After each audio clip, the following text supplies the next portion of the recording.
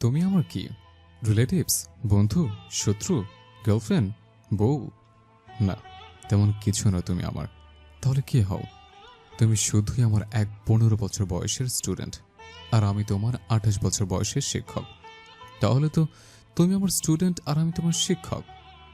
শুনেছি শিক্ষকের মাঝে বাবার প্রতিচ্ছবি থাকে, আমার মাঝেও আছে। প্রত্যেকটা স্টুডেন্টকে নিজের ছেলে মেয়ের মতোই মনে করি।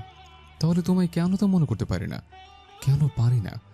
আমার কল্পনাতেও আমি তা ধারণ করতে পারি না। কেন?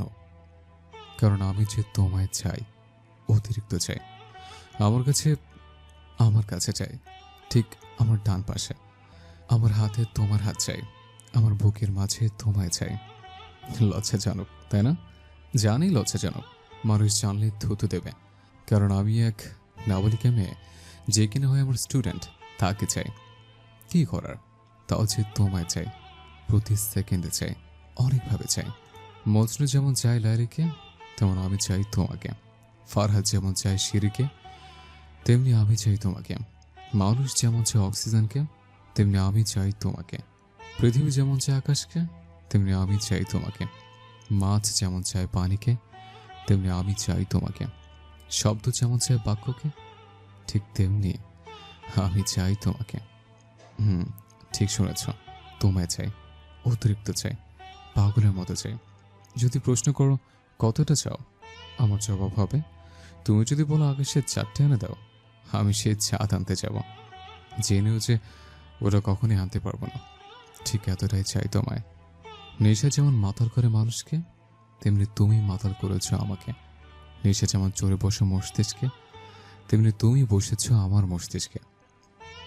বেহায়া আমি, তাই না? অনেক বেহায়া, তোমার জন্য বেহায়া। জানি না আমার এই বেহায়াপনা নিয়ে কতদিন বেঁচে থাকতে পারবো। যতদিন বেঁচে থাকবো, তুমি থাকবে আমার বুকের মাঝে। যখন বুঝতে পেরেছিলাম তোমার নিজের থেকে বেশি চাইতে শুরু করেছে, তখন ভেবেছিলাম তোমার যাওয়ার থেকে মরে যাওয়াটা শ্রেয়। কিন্তু পরিবার ছেড়ে কিভাবে মরতাম? আমি ছাড়া যে তাদের কেউ নেই। জানি কখনো পাবো না তোমায়, কখনো ছুঁতে পারবো না। তাও তোমায় এক নজর দেখতে পাই, তাই আমার বাচ্চার প্রদীপ, তৃষ্ণার বাচ্চার প্রদীপ। ডায়েরির প্রথম পৃষ্ঠা পড়ে ফুপিয়ে কাঁদছে বেলি। চোখ মুছে দ্বিতীয় পেজে যাবে তখনই কারোর পায়ের আওয়াজ শুনতে পেল।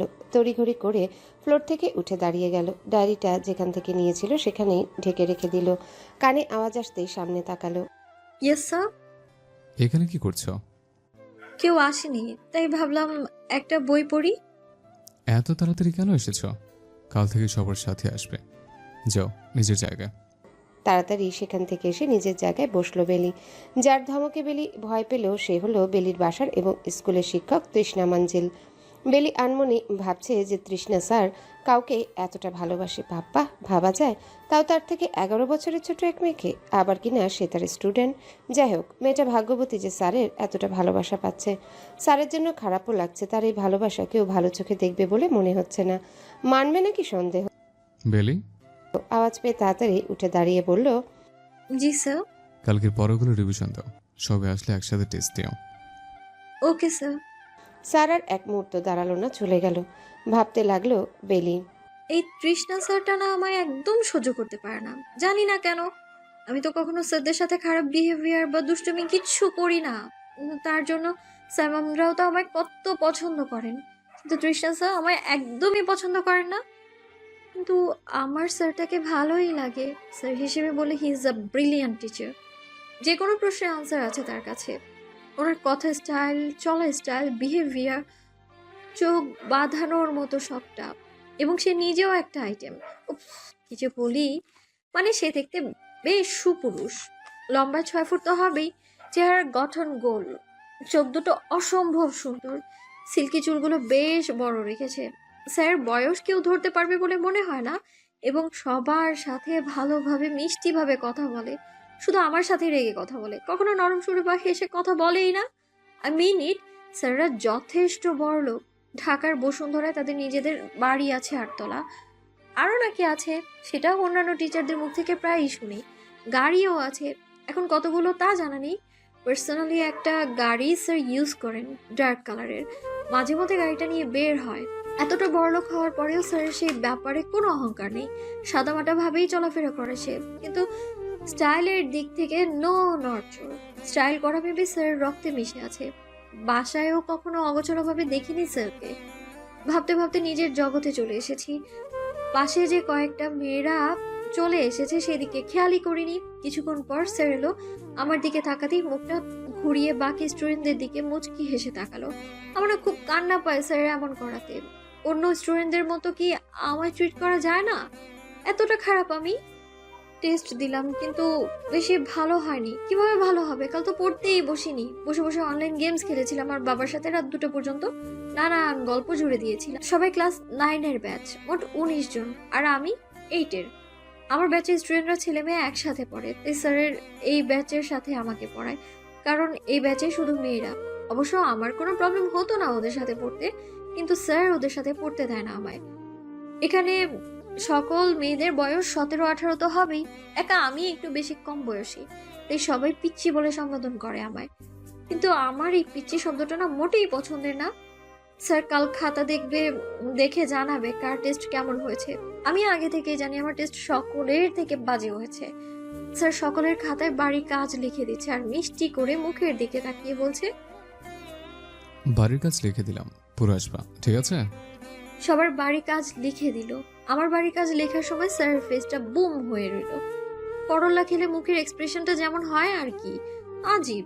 আমার দিকে তাকায়ও না। আমার চেহারা কি কালি মাখা নাকি? হ্যাঁ, আমিও তো সব স্টুডেন্টদের মতো। আমি তো কোনো খারাপ বিহেভ করিনি স্যারের সাথে, তাও আমায় দেখতে পারে না। এই কথাটা স্কুল কোচিং এর সকল স্টুডেন্টস জানে যে তৃষ্ণা স্যার বেলিকে একদমই দেখতে পারে না। অবশ্য বেলি খারাপ বিহেভ করেছে স্যারের সাথে, অবশ্যই, এটাই সবার ভাবনা। কিন্তু আমি তো স্যারের চোখের দিকে তাকিয়েও কথা বলিনি জীবনে। খারাপ বিহেভ তো দূরের কথা। সামনে বাসার গেট দিয়ে সবার আগে আমি বেরিয়ে এলাম। স্যার একটা ফ্ল্যাটে থাকেন 4 তলায়, সেখানেই পড়ান আমাদের। এই ফ্ল্যাটটা স্যার কিনেছেন যেন আমাদের পড়াতে প্রবলেম না হয় আর কোনো অভিযোগ যেন না আসে। দুপুর 2টায় পড়তে এসেছিলাম, এখন 4টা বাজে। হঠাৎ পেছনে ফিরে উপরে চোখ পড়তেই দেখলাম স্যার বারান্দায় রেলিং ধরে এইদিকেই তাকিয়ে আছেন। আমাকে ঘুরতে দেখে স্যার ভেতরে চলে গেলেন। মাঝে মাঝে না আমার খুব কান্না পায় স্যারের বিহেভে। কি করেছি আমি ওনার সাথে? আমাকে পড়াতে না চাইলে বললেই তো হয়। আমি তো এতটাও অবুঝ না যে বুঝতে পারবো না। আমি না হয় অন্য টিচার খুঁজে নিব। ঢাকায় স্যার আমার সাথে এমন বিহেভ করতো। ও, বলতেই ভুলে গেছি, বর্তমানে আমরা চট্টগ্রামে আছি, কিন্তু আগে ঢাকায় ছিলাম। স্যারও ওখানেই থাকতো। যখন আমরা ঢাকায় ছিলাম তখন আব্বু আমায় তৃষ্ণা স্যারের কাছে দিয়েছিল পড়তে। স্যার টাকা ছাড়াই অনেক স্টুডেন্টস পড়াতো। স্যারের বাবা তো প্রায় সব সময় চিল্লাতো যে আমার এত বড় ব্যবসা কে দেখবে, তুই শিক্ষকতা ছেড়ে আমার ব্যবসায় হাত লাগা। কিন্তু স্যার তো পাত্তাই দিত না, কারণ তার শিক্ষক ক্যারিয়ার অনেক পছন্দের। তখন আমি 7-এ পড়ি। প্রথমত স্যার ভালোভাবে কথা বলতেন, মিষ্টি ভাবে কথা বলে বোঝাতেন। কোনো কিছু না বুঝলে হাসি মাখা মুখ নিয়ে 100 বার বোঝাতেন। মাঝে মাঝে তো গল্পও শোনাতেন, আর প্রায় সময় আমায় গান শোনাতেন। অবশ্য ভালোবাসার গান শোনাতেন, কিন্তু আমার কাছে সেই গানগুলো বোরিং লাগতো, কিন্তু তাও মুচকি হেসে শুনতাম। ধীরে ধীরে স্যারের ব্যবহার চেঞ্জ হতে থাকে। গান তো দূরের কথা, পড়ার ব্যাপার ছাড়া আর কোনো কথাই বলতেন না।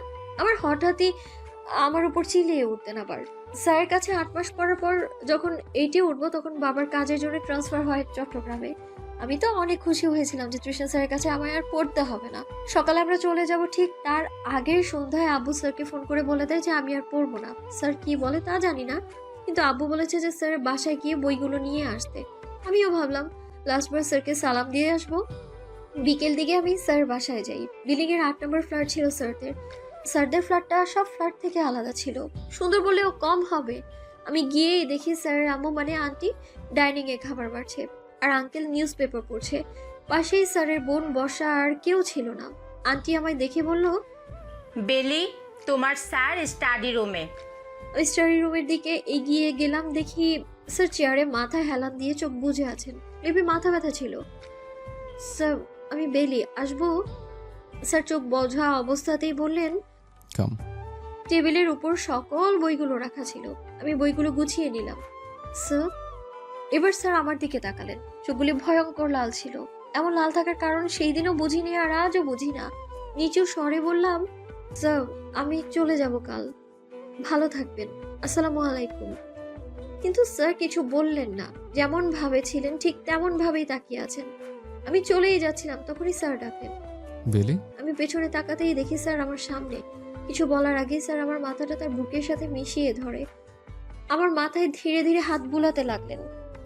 পড়ালেখা মন দিয়ে করিও, নিজের যত্ন নিও, দুষ্টুমি একদম করবে না, সারাদিন খেলাধুলা করার প্রয়োজন নেই, আম্মু আব্বুর কথা শুনবে, আইসক্রিম একদমই খাবে না, আর রাস্তাঘাটে চলাফেরা কম করবে, ওখানে সাবধানে থাকবে, আর তাড়াতাড়ি বড় হওয়ার চেষ্টা করবে। হয়তো কেউ তোমার বড় হওয়ার জন্য অপেক্ষা করছে, অনেক অপেক্ষা। স্যার ভয়েসটা কেমন যেন লাগছিল, কেমন অদ্ভুত ছিল ভয়েস, যেখানে হয়তো কোনো কষ্টের অভিমানের আর্তনাদ ছিল। আমি স্যারের বুকেই মাথা নাড়লাম। স্যার আমার মাথাটা তার বুক থেকে সরিয়ে আমার গালে হাত রাখলো। স্যারের হাতগুলি অসম্ভবভাবে কাঁপছিল, আর তাও অনেক বেশি। আমার গাল দুটি শক্ত করে ধরে কপালে চুমু দিয়ে বললেন, ভালো থেকো বেলি। কথাটা বলে স্যার স্টাডি রুম থেকে চলে গেলেন। আমি কিছুক্ষণ সেখানেই দাঁড়িয়েছিলাম।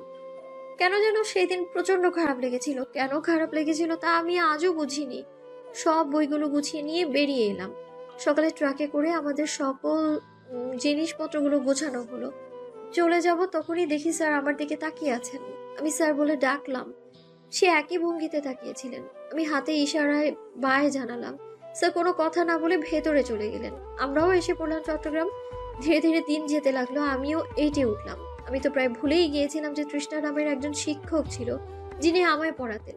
7-8 মাস পর স্যারকে আমাদের স্কুলে দেখলাম, তাও আমার ক্লাসে। তখন লাস্ট ক্লাস ছিল আমাদের। প্রিন্সিপাল স্যার তাকে সকল স্টুডেন্টসদের সাথে পরিচয় করাচ্ছিল। আমি তো অবাকের সাথে প্রচন্ড খুশি। বসা থেকে দাঁড়িয়ে গিয়ে স্যারকে সালাম দিলাম, বাট স্যার কিছুই বললেন না। তারপর বাবা আবার কি মনে করে তৃষ্ণা স্যারের কাছে পড়তে দিলেন আমায়।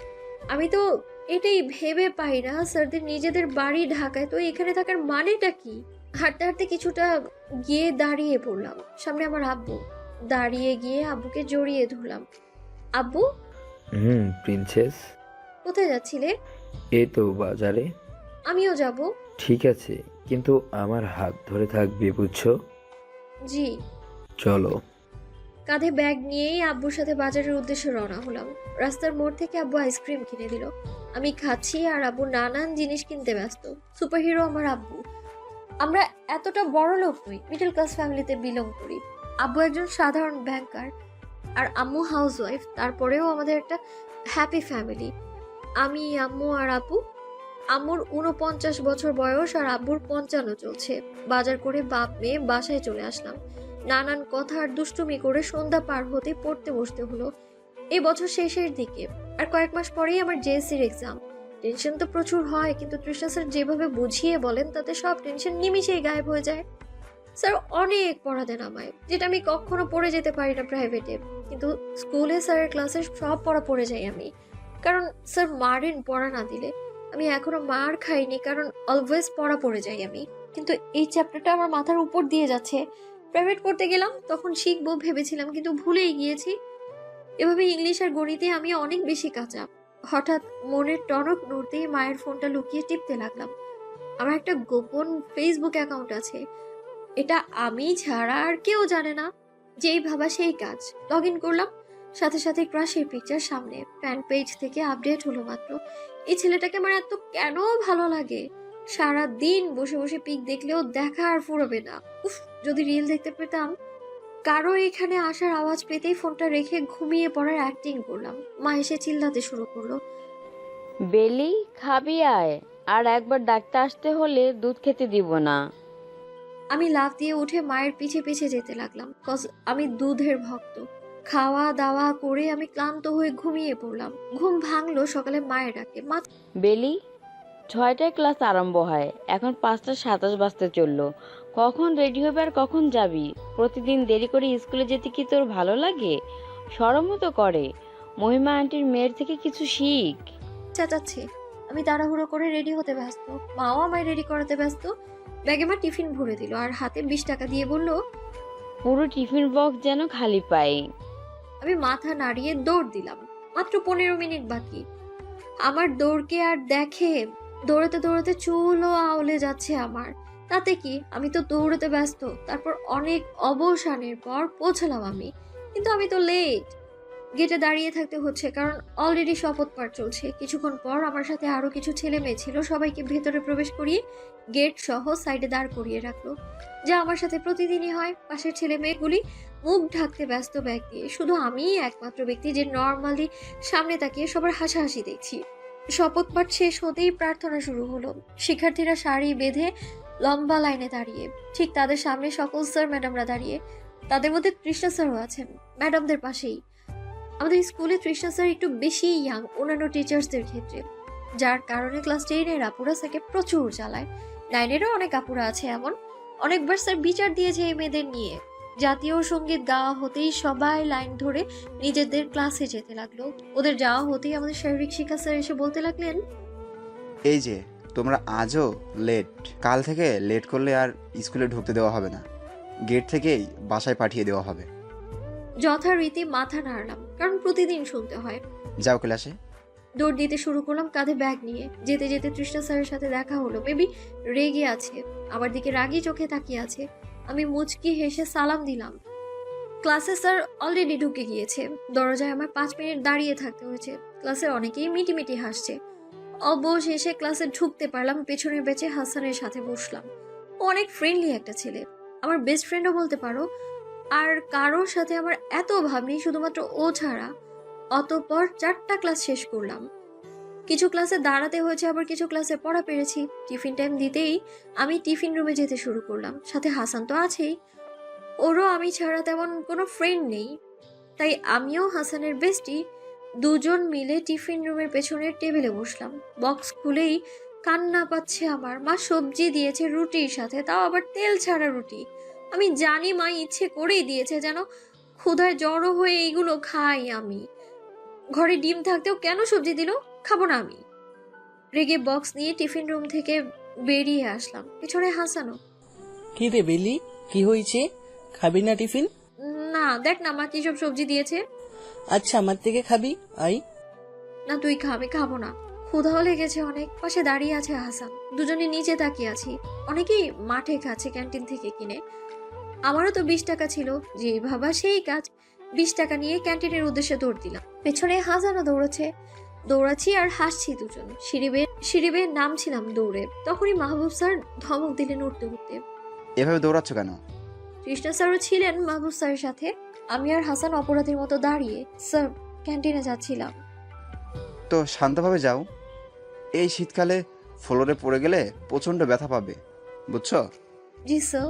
মাহবুব স্যার চলে যাচ্ছেন, বাট কৃষ্ণা স্যার সামনে দাঁড়িয়ে, তাই যেতেও পারছি না। হঠাৎ স্যারের আওয়াজে তার দিকে তাকালাম। হাসান, জি স্যার।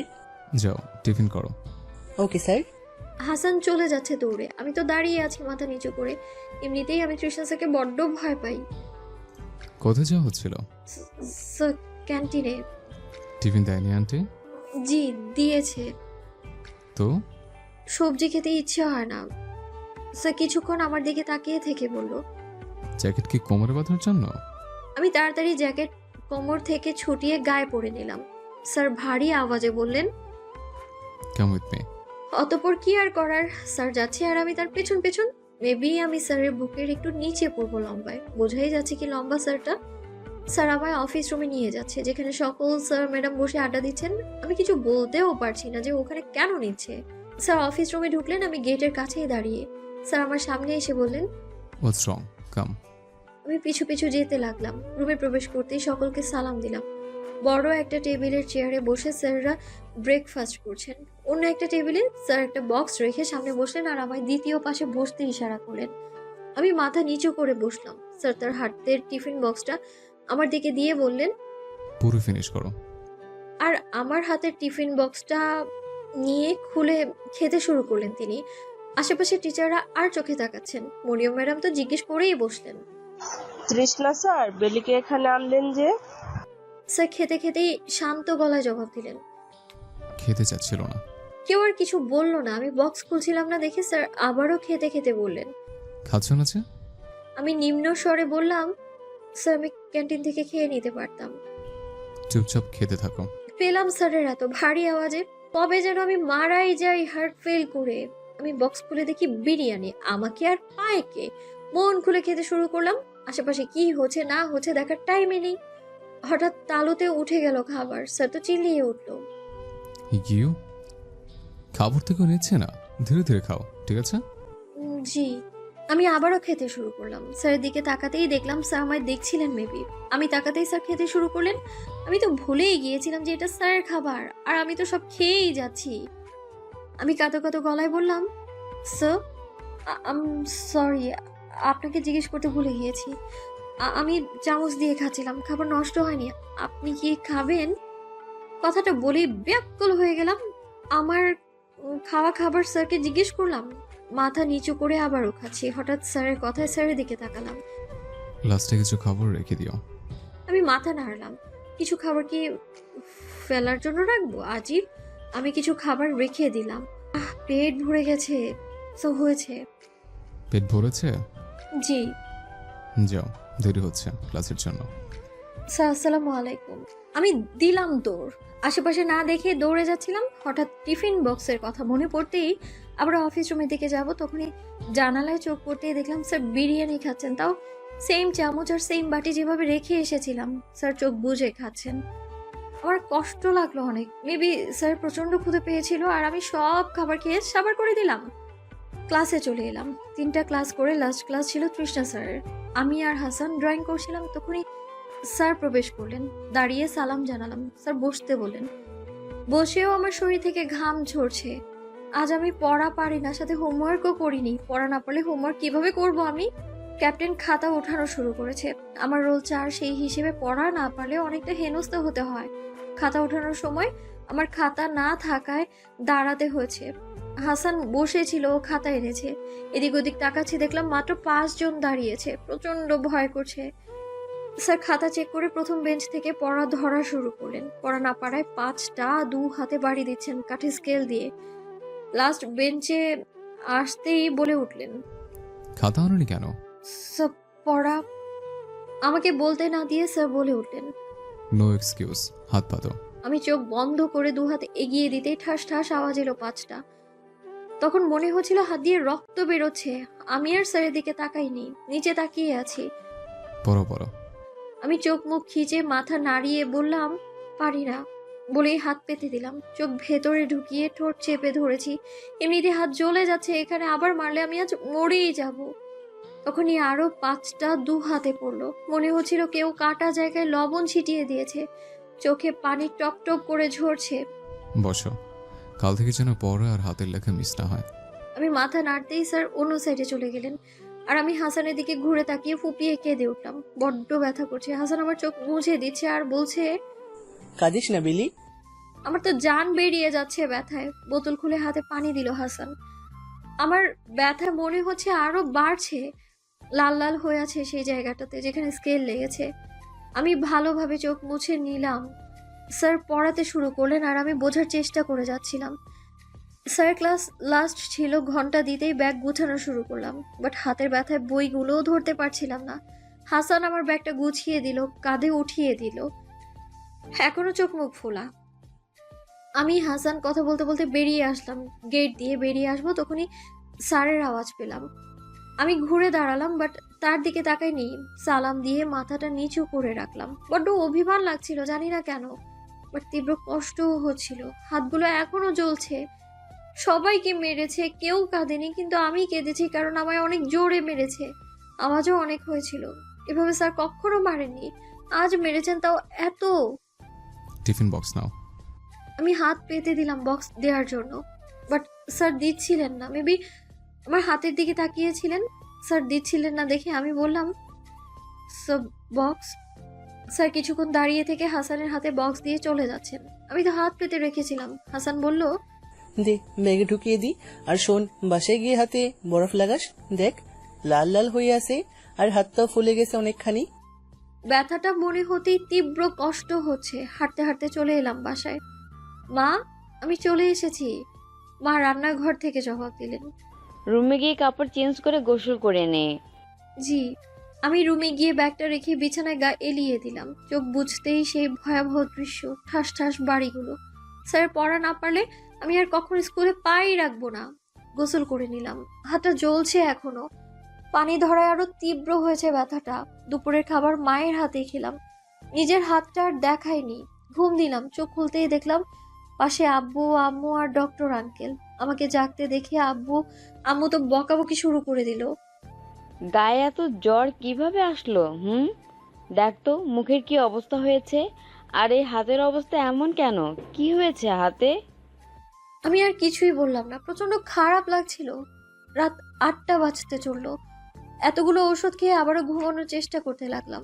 বাবা আমার হাত ধরে বসে আছেন। সকালের স্কুলে গেলাম না, ব্যথাটা তীব্র হওয়ায় রাতে প্রচন্ড জ্বর এসেছিল। এখন অনেকটা ভালো লাগছে, বাট অতটাও না। কেমন যেন মাথাটা ভারী ভারী লাগছে। 12টার দিকে মা চিল্লাতে শুরু করলো। বেলি, বেলি, তোর টিচার আসবে তোকে দেখতে। কথাটা শুনতেই আমি লাফ দিয়ে বাইরে আসলাম। কে আসবে মা? তৃষ্ণা স্যার আসবে। মা, স্যার আসলে তুমি খাইয়ে পাঠিয়ে দিও, আমার শরীর একদম ভালো লাগছে না, ঘুমাবো। কথাটা বলেই ঘুমোতে চলে গেলাম। কম্বল দিয়ে মুড়ি দিয়ে ঘুমিয়ে পড়েছি। মা অনেকবার ডেকেছেন, বাবাও ডেকেছেন, কিন্তু আমি ঘুমিয়েই ছিলাম। সকালে উঠতেই মা বলল, স্কুল যাবি? না মা, কাল থেকে যাব। ফ্রেশ হয়ে ছাদে অনেকক্ষণ ঘুরলাম। এখন অনেকটাই ভালো লাগছে। শরীরের কাহিল অবস্থাটা আর নেই। শুনেছিলাম মায়ের থেকে স্যার আমায় একবার দেখার কথা অনেকবার বলেছেন। হাতটা এখনো কেমন যেন দেখাচ্ছে। সকাল গড়িয়ে দুপুর হতে চললো। স্যার নাকি বাবাকে ডিরেক্ট বলে দিয়েছে আমায় পড়তে যেতে। যাওয়ার ইচ্ছে না থাকতেও যেতেই হবে। আজ মা স্যারের এই মাসের বেতনটাও সাথে দিয়েছে। মাস শেষের দিক বেতন দ্রুত দিয়ে দেওয়াই মা বাবার স্বভাব। আমি একটা ডেইরি মিল্ক কিনে খেতে খেতে স্যারের বাসায় পৌঁছলাম। আজও আমি তাড়াতাড়ি চলে এসেছি। দরজার কাছে কারো জুতো নেই। এখন সবার আগে পৌঁছলে স্যার বকা দেবেন, তাই দরজার কাছে অনেকক্ষণ দাঁড়িয়েছিলাম। এখনো কেউ আসছে না। আমি ভেতরে ঢুকে টেবিলে বসে পড়লাম। কিছুক্ষণ পড়াগুলি দেখছিলাম। স্যার না আসায় আমি রুমের দিকে উকি দিলাম। না, স্যার তো নেই। আমি কৌতূহল নিয়ে বই যেখানে থাকে সেখানে চলে এলাম। সেই রুমটা অন্ধকার। লাইটের সুইচ খুঁজছিলাম আমি, কিন্তু পাচ্ছি না। স্যার ডায়েরিটা আর সেই জায়গায় নেই। নিচু হব তখনই কারো স্পর্শ পেলাম। কেউ পেছন থেকে আমার 2 হাতের কবজি ধরলো। আমি জোরেই চিৎকার দিয়ে উঠলাম, স্যার। অজানা ব্যক্তি আমার মুখটা চেপে ধরলো। হঠাৎ কানে আওয়াজ আসলো। Don't sound. আমি ভয় চুপ হয়ে গেলাম। ধীরে ধীরে আমাকে তার দিকে ঘুরিয়ে নিল। আমি তাকিয়ে অন্ধকার ছাড়া আর কিছু দেখতে পেলাম না। তাও অচেনা ব্যক্তিকে দেখার চেষ্টা করা ছাড়লাম না আমি। ভয়ে আত্মা সহ লাফাচ্ছে আমার। হু আর ইউ? আমি কিন্তু স্যারকে বলে দেব। অজানা ব্যক্তি কিচ্ছু বললো না। আমার হাত দুটো ধরে উঁচু করতে লাগলো। সাডেনলি আমার হাতের নরম ঠোঁটে স্পর্শ পেলাম। 2 হাতের তালুতে চুমু খেয়েই যাচ্ছে অসংখ্য। আমি হাত ছোটানোর চেষ্টা করছি, কিন্তু সে আরো টাইট করে চুমু খাচ্ছে। আমি কাঁদো কাঁদো গলায় বললাম, ভূত। সে আমার হাত দুটো টাইট করে দুটো চুমু খেয়ে ছেড়ে দিল। হঠাৎ 2 গালে হাতে স্পর্শ পেলাম। সে আমার 2 গালে হাত রাখলো। হাতে হয়তো কিছু বেঁধে দেয়া আছে, মেবি ব্যান্ডেজ হতে পারে। ব্যক্তিটার ভয়েস শুনতে পেলাম। I'm sorry, পিচ্চি পাখি. I'm really sorry. I know I'm getting crazy. All because for you. ব্যক্তির ভয়েস অনেকটা স্যারের মতো শুনতে, কিন্তু আমার বিশ্বাসই হচ্ছে না। সে আমার কপালে চুমু খেয়ে উধাও হয়ে গেল হয়তো। আর কোনো আওয়াজ বা স্পর্শ পাচ্ছিলাম না। হঠাৎ লাইট জ্বলতেই সামনে তাকাতেই দেখলাম স্যার। এখানে অন্ধকারে কি করছো? আমি ঘেমে একাকার। কি ভেবেছিলাম স্যার কেন হতে যাবে? আল্লাহ মাফ করো। তাহলে কে ছিল? বই পড়তে এসেছিলাম। যাও, টেবিলে গিয়ে বসো। আমি মাথা নিচু করে স্যারকে সালাম দিয়ে নিজের জায়গায় বসলাম। পড়া মাথায় ঢুকছিলই না আমার। শুধু সেই কাহিনীটাই মনে উকি দিচ্ছে। হঠাৎ পাশের 9-এর আপু বলে উঠল, স্যার আপনার হাতে কি হয়েছে? এত বড় ব্যান্ডেজ কেন? আমিও সাথে সাথে খেয়াল করলাম। স্যার জবাবে মুচকি হেসে নিজের পড়ানোতে মনোযোগ দিলেন, কিন্তু আমার মনোযোগ সেই অদ্ভুত কাহিনীতে। বাসায় এসেও মাথায় সেই টেনশন। কে ছিল, কি ছিল, সত্যিই ছিল না মিথ্যা? ডিনার করে মাত্র বেড়ে বসলাম। অনলাইনে ঢুকতেই কারো মেসেজ পেলাম। নাম ছিল ক্রেজি হান্টার। আমি লোকটার আইডিতে ঢুকে শুধু একটা স্ট্যাটাসই পেলাম, পিচ্চি পাখি, I am sorry for what I did. সাথে সাথেই মনে পড়লো অন্ধকারের লোকটার কথা। আই এম সরি পিচ্চি পাখি। আমি সাথে সাথেই ইনবক্সে গেলাম। ইনবক্সে গিয়ে দেখলাম এই বয়সে ফেসবুকে অ্যাকাউন্টও খুলেছো? আমি মেসেজ দেখে ভয় পেয়ে গিয়েছি। কাঁপা কাঁপা হাতে রিপ্লাই দিলাম, কে আপনি? ভূত? স্যারের বাসার ভূত? না, নিউ ভূত। নতুন ভূত? হুম, শুধু তোমার জন্য এই ভূতের জন্ম। আপনি কি চেনেন আমায়? কেন? আপনি স্ট্যাটাস কার জন্য লিখেছেন? যদি বলি তোমার জন্য? না, আসলে আপনি কথাটা 2 ঘন্টা আগে স্ট্যাটাস দিয়েছেন তো। কেউ একজন আমায় এই কথাটাই বলেছিল হয়তো। বলেছে তো বলেছে, আর কয়টা বাজে? 11টা। এখন অনলাইনে কি? আমি ছাড়া আর কারোর সাথে মেসেজ করবে না। যাও ঘুমাও। কি আজব, চিনি না জানি না হুকুম দিচ্ছে আমায়। আমারও ঘুম পাচ্ছে, তাই ঘুমানোর প্রচেষ্টা করতে লাগলাম। এভাবেই চলতে লাগলো আমার দিনকাল। ধীরে ধীরে ভুলে গেলাম সেই দিন অন্ধকারে কারো ঠোঁটে স্পর্শ। মাঝে মাঝে টাইপিং হতো অচেনা ক্রেজি হান্টারের সাথে। মা বাবা, লেখাপড়া আর বিকেলের খেলাধুলা, এগুলো দিয়েই পার হলো আমার জিএসসি। যত্ন করেই পরীক্ষার হলে নিয়ে যেতেন, নিয়ে আসতেন আব্বু। আর স্যার তো বুঝিয়ে দিতেন, প্লাস দুবেলা পড়াতেন। 1 মাসের মতো স্যার বাসায় আর পড়তে যাওয়া হয়নি। ছাদে খেলতাম যখন তখন, প্রায় স্যারকে দেখতাম বারান্দার রেলিং ধরে এখানেই তাকিয়ে থাকতেন। রেজাল্টের দিন আসলো, আমি তো প্রচন্ড ভয়ে ছিলাম, হাত পা কাঁপছিল আমার। জানতে পারলাম 4.89 পেয়েছি। খারাপ লেগেছিল প্রচন্ড, বাট তাও 9-এ ভর্তি হলাম। ক্লাস অ্যাটেন্ড করা শুরু করলাম। ধীরে ধীরে কেমন এক ম্যাচিউরিটি ফিল আসছে গায়ে। আলাদা ফিলিং টানতো মনে। বান্ধবীদের প্রেমীয় আলাপ শুনলে কেমন যেন লাগতো। কিছু মেয়ে ফ্রেন্ডও হয়ে গেল 9-এ। হাসানও রিলেশনে জড়ালো নিম্মির সাথে।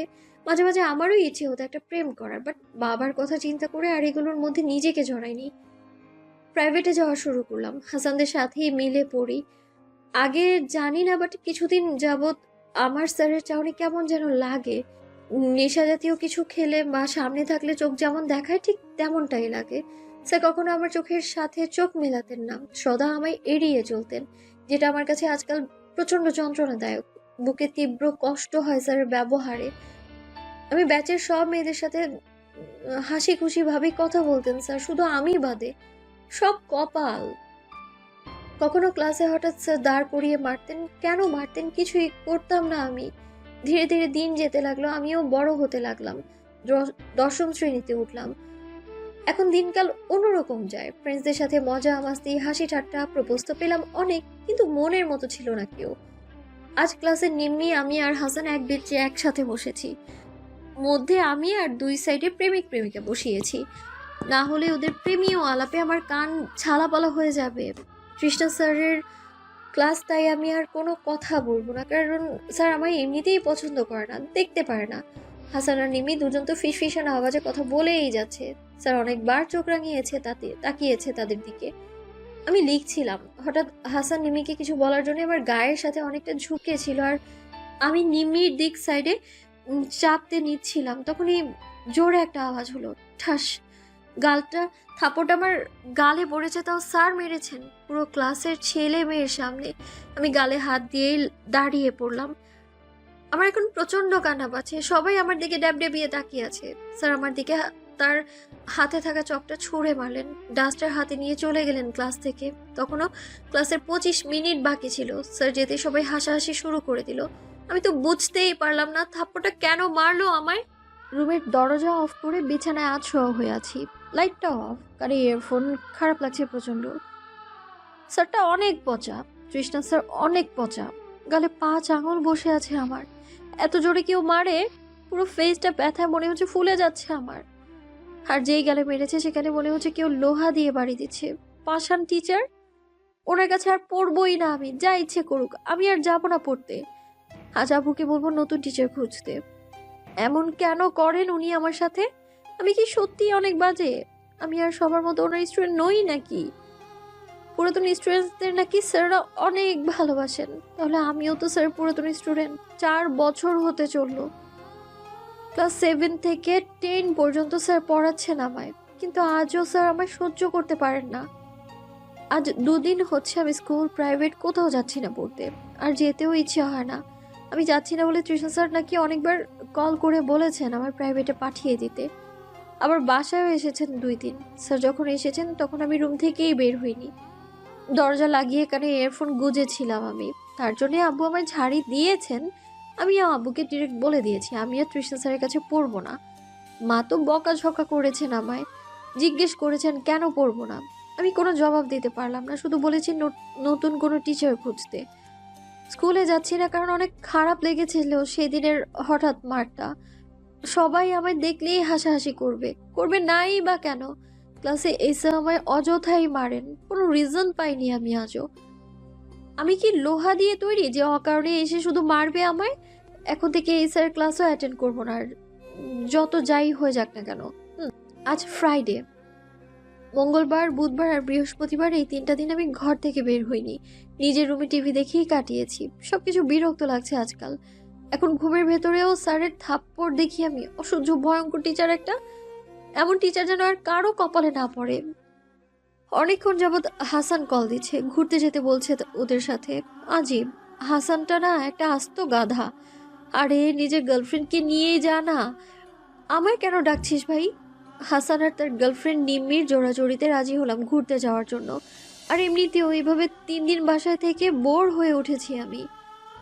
দুপুর 3টা বাজছে। আমি, হাসান, নিমি অনেকটা দূরে বেরিয়েছি। অনেকটা রাস্তা যেতেই সামনে ডার্ক কালার একটা গাড়ি দেখলাম। গাড়িটা কার তা চিনতে বেশি সময় লাগেনি আমার। গাড়ি তো তৃষ্ণা স্যারের, নিশ্চয়ই আমায় আবারও সকালের সবার সামনেই মারবে।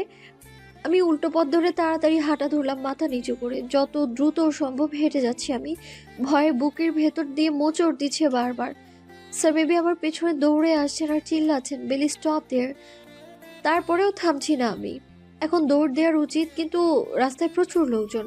তাও চিন্তা ভাবনা ছেড়ে দৌড় দিতে নিচ্ছিলাম, তখনই পেছনে কেউ হাত ধরে ফেলে আমার। হাওয়ার মতো বেগে এসে আমায় তার দিকে ঘুরায়। তার দিকে ঘুরতেই মাথায় ঠাস করে একটা থাপ্পড় লাগালেন। আমি এখন কেঁদেই দিলাম করে। নিচে তাকিয়ে কেঁদেই যাচ্ছি, তখনই হাসান বলে উঠল, আসসালামু আলাইকুম স্যার। আসসালামু আলাইকুম স্যার। আবারও হাসানের আওয়াজ পেলাম। স্যার কি হয়েছে? বিলি কি করেছে? হাসানের ভয়েস শুনে আমি আরো জোরে কেঁদে উঠলাম। কারণটা সোজা, আমি কিচ্ছু করিনি। আমাকে নিয়ে কিসের এত সমস্যা এই স্যারের? আশেপাশের অনেকেই আমাদেরকে তাকিয়ে আছে। বেশ কিছুক্ষণ পর তৃষ্ণা স্যারের আওয়াজ পেলাম। হাসান, নিম্মি, বাসায় যাও। হাসান মনে হয় কিছু বলতে চাচ্ছিল, কিন্তু স্যার ওদের কিছু বলতে না দিয়েই বললেন, হোয়াট, জাস্ট গো। ওরা স্যারের এমন ভয়ঙ্কর আওয়াজ শুনে চলে যাচ্ছে। আমিও ভাবছি দৌড় দিব, তার আগেই হাতে স্পর্শ পেলাম। তৃষ্ণা স্যার আমার হাতটা টাইট করে ধরে নিয়ে যাচ্ছেন সামনে। আমি মাথা নিচু করে চারপাশের মানুষের অদ্ভুত চাহনি দেখছি। গাড়ির দরজা ওপেন করে বললেন, সেট। আমি তো দাঁড়িয়েই ছিলাম। আমার ভাবনা ছিল আমি গাড়িতে বসবো না, কিন্তু তা তো হলো না। উল্টো আরো ব্যথা পেলাম। ধাক্কা মেরে ফেলে দিল ভেতরে। রাগে দুঃখে এবার আমি ফুপিয়ে ফুপিয়ে কেঁদে উঠলাম। কাঁদতে কাঁদতে হিচকি উঠে গেছে। কি হচ্ছে আমার সাথে? ঘর থেকে বেরিয়ে আসাই ভুল হয়েছে আমার। গাড়ি চলছে আর আমার কান্নার বেগও বাড়ছে। গাড়িটা অনেক দূর যেয়ে দাঁড়িয়ে পড়লো। আমিও তাও স্যারের দিকে তাকাইনি। আমি নিচের দিকে তাকিয়ে কাঁদছি। ভেবেই রেখেছি আর দেখবো না এই স্যারকে। ভয়ঙ্কর বিটিং করা টিচার। হঠাৎ আমার কোমরে কারো হাতে স্পর্শ পেলাম। কেঁপে উঠলাম, আর সামনে তাকানোর আগেই সেই হাত জোড়ার মালিক আমায় টেনে তার দিকে নিয়ে নিলেন। আমি বিস্ময় নিয়ে তার দিকে তাকাতেই আমার ঠোঁটে তার ঠোঁটে উষ্ণ আভাস পেলাম।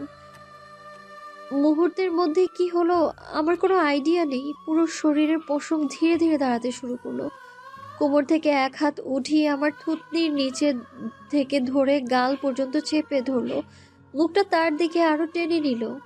আমার কোমর তার এক হাতে সম্পূর্ণ আবদ্ধ। তীব্র থেকে তীব্রভাবে তার ঠোঁট আমার ঠোঁটের মাঝে আবেশে প্রবেশ করছে। কি হচ্ছে এটা? কোনো আইডিয়া নেই আমার, কিন্তু আমার চোখ লাগাম ছাড়া হচ্ছে। ধীরে ধীরে চোখ বুজে গেল, আর তার ঠোঁটের ছোঁয়া তীব্র হয়ে যাচ্ছে।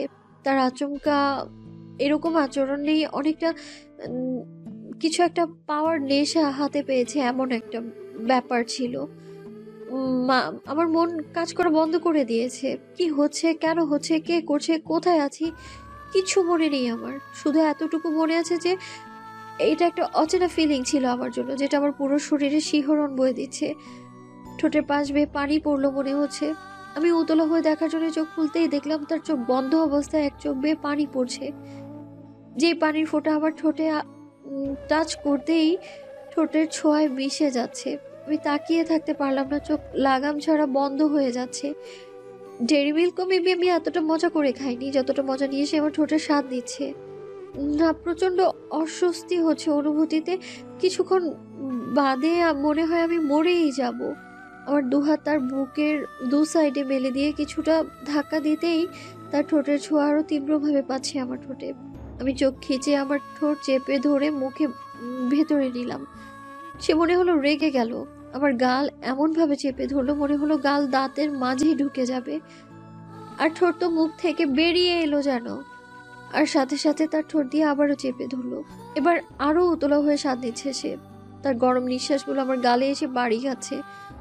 আমার শরীর মনে হচ্ছে নিজে থেকে সরে যাচ্ছে।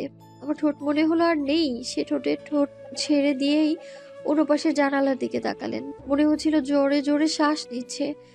তার এক হাতের দু আঙুল কপালে রাখা, আর আমি তো স্তব্ধ হয়ে বসে আছি নিচের দিকে তাকিয়ে। কি হলো? এটা কিস ছিল? আমার জীবনের প্রথম কিস, তাও স্যারের কাছ থেকে পাওয়া। লজ্জাজনক লাগছিল ব্যাপারটা আমার কাছে। সে তো আমার পছন্দই করে না, আমাকে তো সহ্যই করতে পারে না। তাহলে এগুলোর মানে কি? গাড়ি চলতে শুরু করলো। আমি আর কোথাও তাকানোর শক্তি পেলাম না। আর কিছুক্ষণ আগে যে পড়ে পেটে কাঁদছিলাম সেটাও মনে হচ্ছে এখন আরো তীব্রভাবে বেরিয়ে আসতে চাইছে। না চাইতেও বারবার তার দিকে চোখ যাচ্ছে আমার। গোলাপি ঠোঁট দুটো রক্তের লাল বর্ণের ধারণ পেয়েছে। তার কালো টি শার্টের মাঝে তার ফর্সা গায়ের রং ফুটে উঠেছে। সামনে তাকিয়ে গাড়ি চালিয়ে যাচ্ছি। গলায় সিংহের একটা চেইন আইটেম কিছু একটা পরা, চেন আইটেমের কিছু পরা, হাতে ঘড়ি বেশ বড়। আজকে চুল আওলা ঝাওলা হয়ে আছে, মেবি তখনের জন্য। কেন যেন স্যারটাকে আজ বেশ লাগছে দেখতে। এমন চোখে আগে কখনো পর্যবেক্ষণ করা হয়নি। আর করবো বা কেন? আমি তো শুধু শিক্ষকের নজরে দেখেছিলাম তাকে। আমার প্রচন্ড রাগ লাগছে স্যারের এমন বিহেভিয়ারে। কোথায় গাড়ি যাচ্ছে তাও জানি না, আর কিছু বলার ভাষাও পাচ্ছি না। মনে হচ্ছে কেউ আমার গলা চেপে ধরে রেখেছে। স্যার কি আমায় ইউজ করতে যাচ্ছে, নাকি সে আমায় ঘৃণা করে তাই এমন কাজ করলো? কিন্তু ঘৃণা করা ব্যক্তিকে করা যায় না। কাউকে তীব্রভাবে আপন করে পেতে চাইলেই এভাবে কিস করে নিজের মাঝে গুছিয়ে নেওয়া যায়। এখন আমার বেশি কান্না পাচ্ছে আরো। ঠোঁটগুলি মেবি তেনা তেনা হয়ে গেছে। এতক্ষণ অন্য কারো ঠোঁটের ভার বহন করেছে, কম কথা এটা। আমার কাছে এই কাহিনীটা একটা স্বপ্নের মতো মনে হচ্ছে। স্বপ্ন হলে এক্ষুনি উঠতে চাচ্ছি এই বাজে স্বপ্ন থেকে। এটা অবিশ্বাস্য যে তৃষ্ণা স্যার, যে কিনা আমায় দেখতেই পারে না, সে আমায় কিস করেছে, তাও এত সফটলি। আবার মনে হচ্ছিল সে কাঁদছিল। আমার মাথায় কিচ্ছু আসছে না। ভাবনায় ছেদ পড়লো গাড়িটা থামায়। আশেপাশে তাকিয়ে দেখলাম এক লেকের পাশে একটা মানুষও দেখতে পাচ্ছি না। স্যারের দিকে তাকাতেই দেখলাম সে সিটে মাথা দিয়ে হেলান দিয়ে শুয়ে আছে। আমি কাঁপা কাঁপা কণ্ঠে বললাম, আমি বাসায় যাব প্লিজ। সে এখনো সেভাবেই চোখ বুজে আছে। হঠাৎ তার গলার আওয়াজ পেয়ে সেখানে তাকাতেই দেখলাম সে এখনো সেভাবেই চোখ বুজে আছে। रोकना नहीं मुझको, जिद पे आ गया हूं मैं, इस कदर दीवानापन चढ़ा, देखो ना यहाँ आके मेरा हाल कैसा है, टूट के अभी तक ना जुड़ा, तुम्हें अपना बनाने का जुनून सर पे है, कब से है। আমি অবাক চোখে তাকিয়ে আছি স্যারের দিকে। সে গান গাইলো, তাও এমন সং, তাও আমার দিকে তাকিয়ে। গানটাকে আমায় মিন করে গাইলো।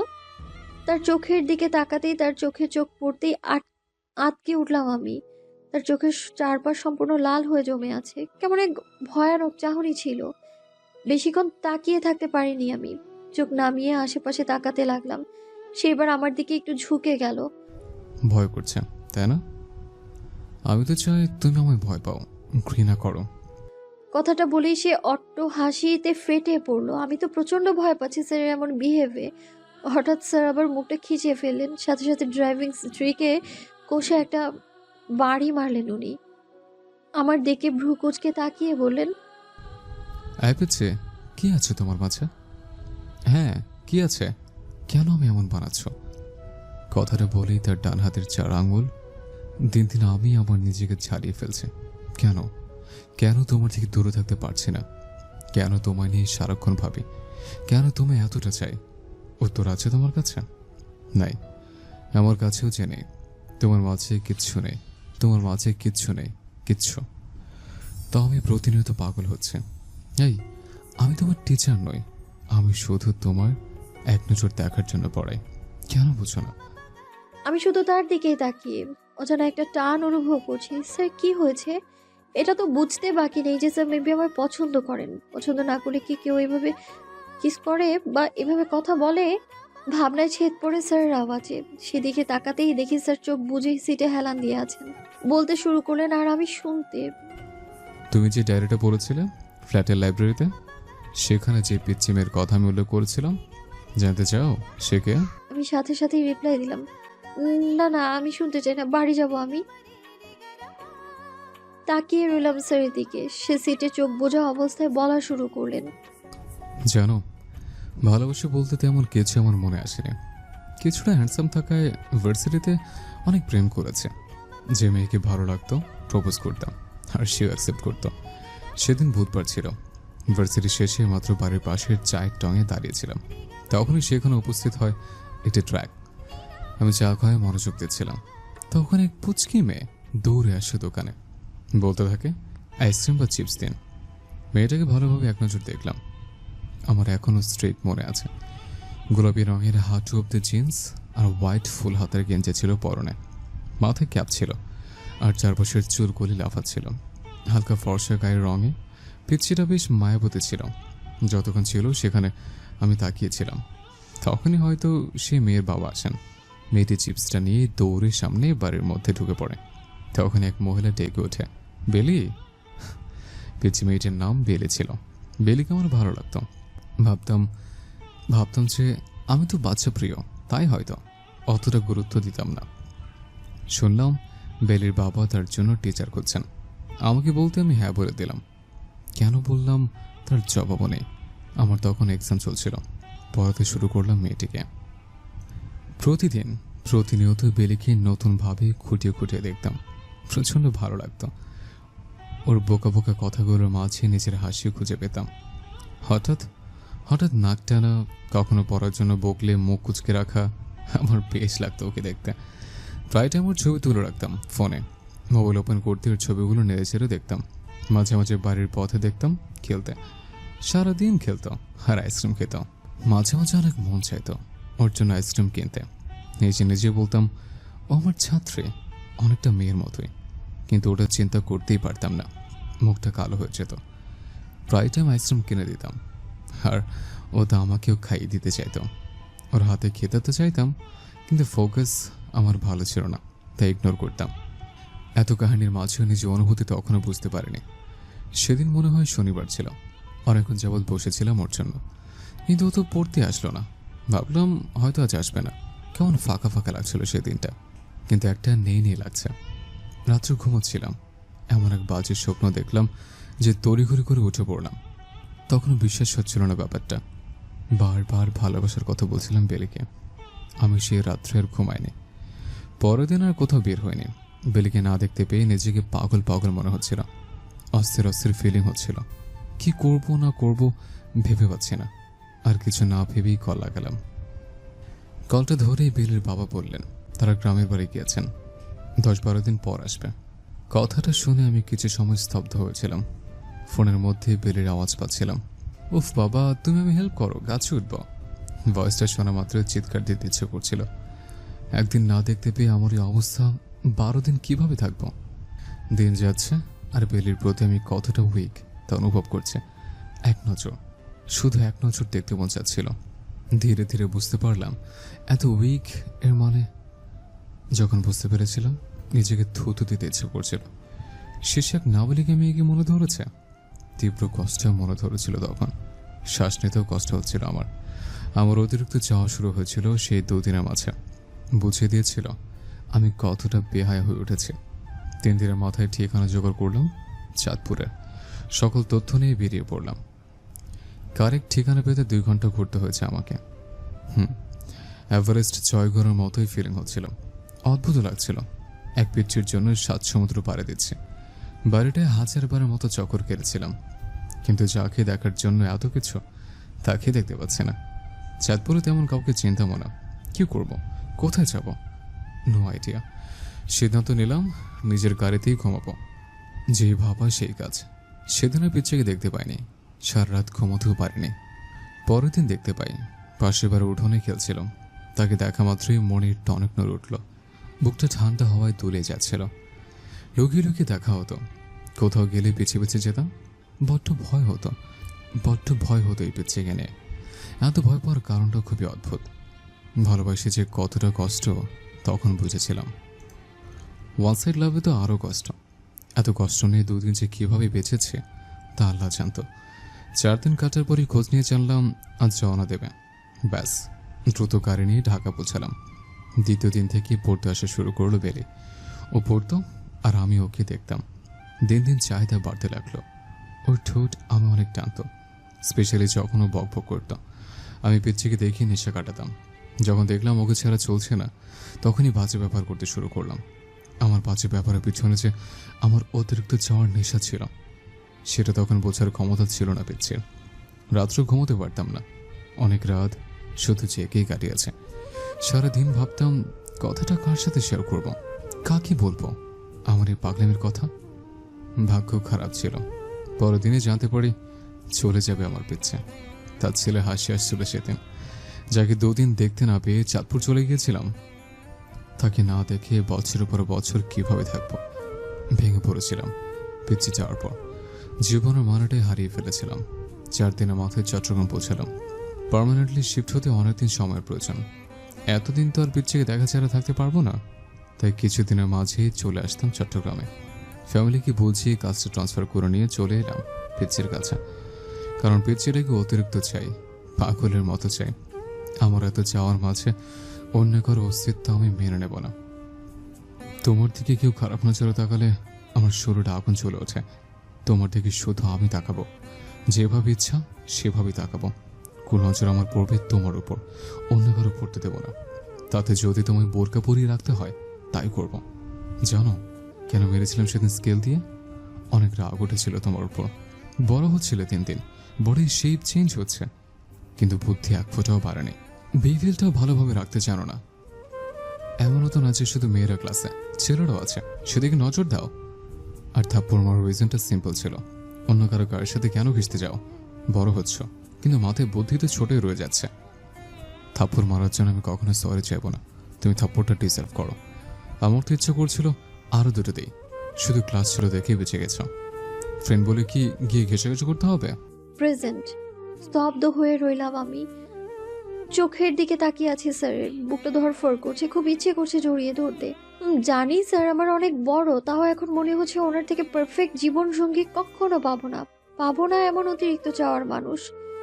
এক পিচ্চিকে এত ভালোবাসার কোনো কারণ নেই, তাও পাগলের মতো ভালোবেসেছে 4 বছর যাবত।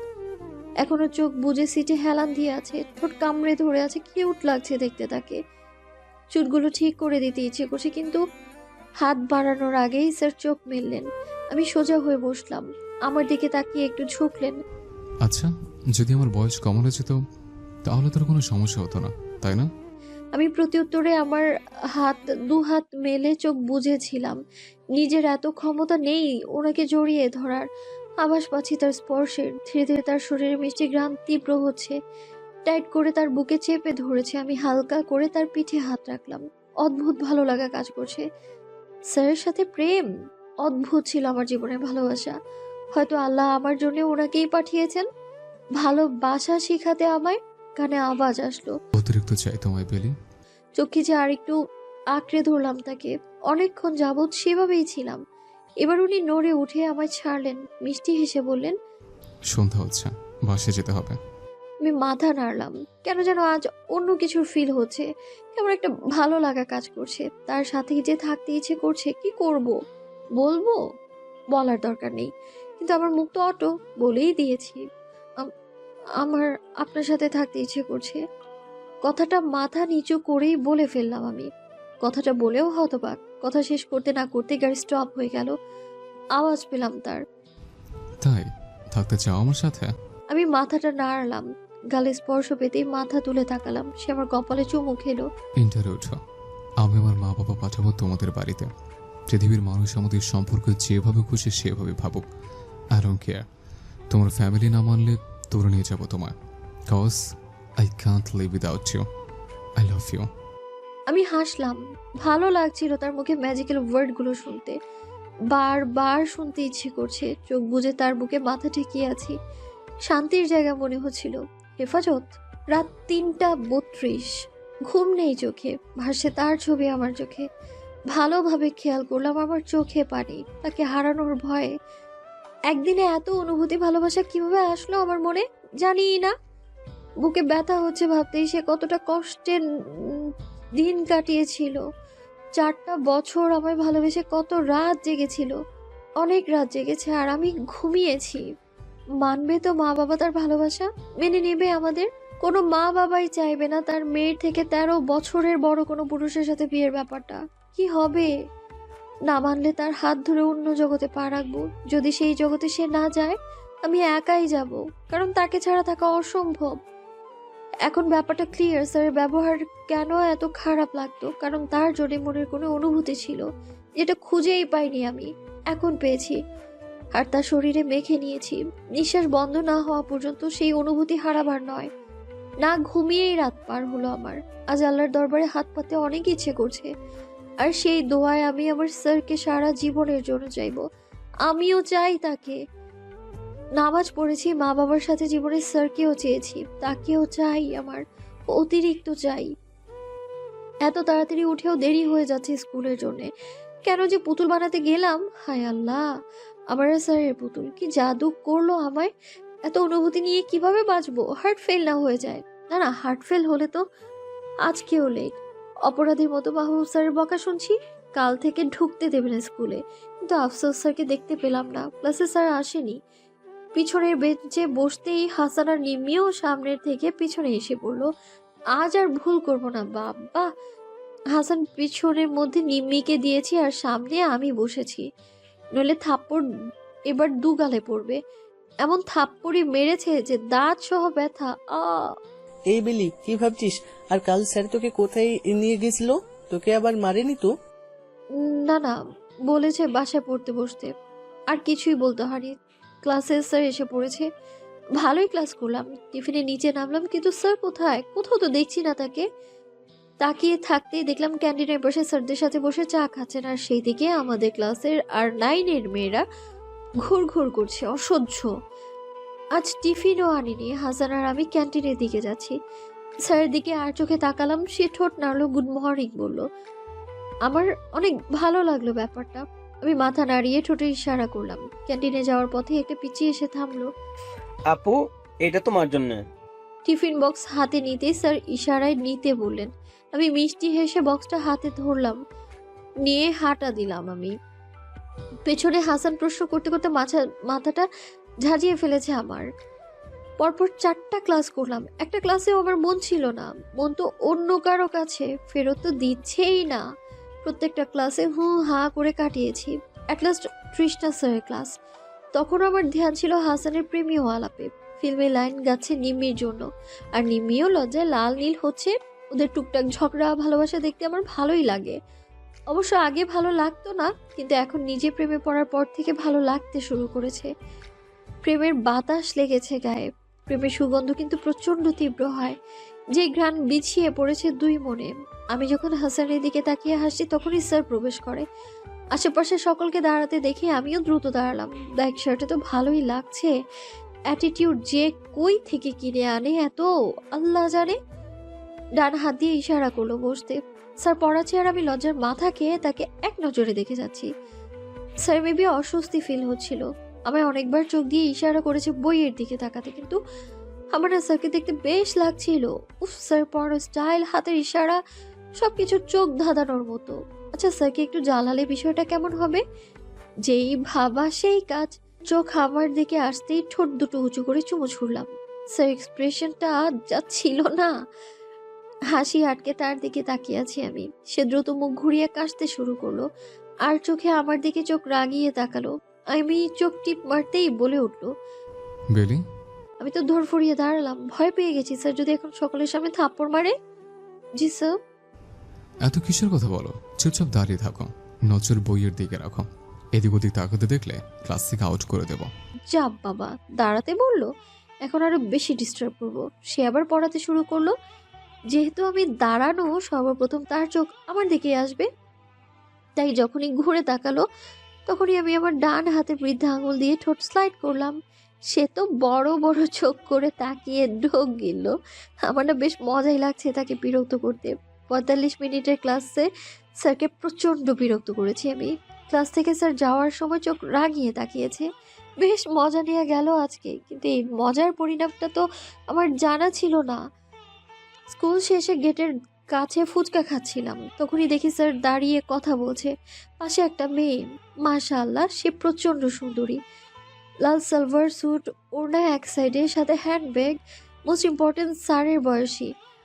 দুজনের উচ্চতা সমান দেখাচ্ছে, কারণ মেয়েটা উঁচু হিল পরা, পাশাপাশি বেশ মানিয়েছে। স্যার এমন কাউকে ডিজার্ভ করেন। আওয়াজ পাচ্ছি কিছুটা, তুই তোমারই করে কথা বলছিল, হয়তো ফ্রেন্ডস হবে। কিন্তু যাই বলি, প্রচণ্ড রকম মানাচ্ছিল তাদের। আমার সাথে স্যারকে একদমই মানাবে না। কোথায় সে আর কোথায় আমি? ব্যাগে 20 টাকা ছিল, কিন্তু নেই এখন। আল্লাহ, চুরি হলো নাকি? এখন কি করব? ফুচকার বিলও তো দিতে পারছি না। হাসানকে বলতেই নিয়েছিলাম, তখনই স্যার পাশে এসে দাঁড়ালেন। কি হয়েছে? আমি মাথাটা দুপাশে নাড়লাম। আর খাবা? না। স্যার তার বাড়ি ব্যাগ বের করলেন, পকেট থেকে 100 টাকার নোট দিয়ে বললেন, চাচা, এর ফুচকার বিল রেখে দিও। বাকি টাকা নিয়ে সোজা বাসে চলে যাও, দেরি হচ্ছে। তোমাকে তো পরে দেখব। কথাটা বলে স্যার ওই সুন্দরীকে নিয়ে অন্য পাশ দিয়ে হাঁটা ধরলেন। আমি তাকিয়ে আছি, পেছনে ফিরে আবারও ইশারা করলেন বাসায় যেতে। আমি টাকাগুলো ব্যাগে ভরে হাঁটা ধরলাম। ভাবতে লাগলাম, স্যার কিভাবে বুঝলেন যে ফুচকার টাকাটা নেই আমার কাছে? কি জানি। তোমাকে তো পরে দেখবো মানে কি ছিল? দুপুর 3টা বাজতে চললো। প্রাইভেটে যেতে ইচ্ছে করছে, কিন্তু শরীর সায় দিচ্ছে না। খুব খারাপ লাগছে, অস্বস্তি ফিল হচ্ছে, গায়ে জ্বর আসবে মনে হচ্ছে। ভাবতে ভাবতে ঘুমের জগতে চলে গিয়েছি। পরিদের মতো উঠছি আমি, পাশেই দ্রুত দৌড়াচ্ছে আমার প্রিন্স। আমায় ধরার জন্য ছুটে চলেছে আমার পেছনে, কিন্তু আমি এত দ্রুত তো ধরা দিচ্ছি না। মেঘের পেছনে লুকোচ্ছি আর তাকে রাগাচ্ছি। হঠাৎ একটা কালো ড্রেসে পরিয়ে এসে আমার প্রিন্সের হাত ধরে নিয়ে যাচ্ছে, আর প্রিন্সও চলে যাচ্ছে। দ্রুত পিছনে ছুটলাম, আকুতি মিনতি করতে লাগলাম তার কাছে, কিন্তু সে ছায়ার মতো মিলিয়ে গেল। চিৎকার করে কেঁদে উঠলাম আমি। মেঘগুলিও কেঁদে যাচ্ছে পাল্লা দিয়ে। লাফ দিয়ে উঠে পড়লাম, ঘামে ভিজে গেছি সম্পূর্ণ। চোখে বিন্দু বিন্দু জল, গায়ের তাপ আগে থেকে বেড়েছে, উঠতেও কষ্ট হচ্ছে। চোখ বুজে শুয়েই রইলাম। স্বপ্নের কাহিনীগুলো বড্ড যন্ত্রণা দিচ্ছে যে। কি দেখলাম আমি, কেন দেখলাম? কাউকে নিতে দিব না আমার প্রিন্সকে, সে শুধু আমার প্রিন্স। আওয়াজ আসছে, কিসের? উফ, কি বাড়ি দিচ্ছে বারবার। রুমে তো কেউ নেই। মাথা উল্টে তাকাতেই দেখলাম জানালাটা কেউ টোকাচ্ছে। ভয় পেয়ে গেলাম। দ্রুত আম্মুকে ডেকে আনলাম। আম্মু খুলেই দেখলো সম্পূর্ণ অন্ধকার, কেউ নেই। কি রে, কেউ তো নেই। এগুলো বাদ দিয়ে শুয়ে রেস্ট নে। আম্মু রান্নাঘরের দিকে চলে গেল। আমি ঘুমোতে যাব, তখনই আবারও টোকানোর আওয়াজ। এবার আরো ভয় পেয়ে গিয়েছি। কাঁপা কাঁপা গলায় জিজ্ঞেস করলাম, কে? বেলি, জানলাটা খোলো। হোয়াট? স্যারের আওয়াজ? আমি দ্রুত জানালা খুলতেই সে রুমে প্রবেশ করলো লাফ দিয়ে। ফিসফিসিয়ে বলল, আগে আওয়াজ দেবে তো যে ওখানে কে? সামথিং কিছু? তা না, মাকে ডেকে নিয়ে এসেছ। আমি চোখ ছোট ছোট করে জবাব দিলাম, আমি তো ভয় পেয়েছিলাম। আপনি এখানে এইভাবে কেন এসেছেন?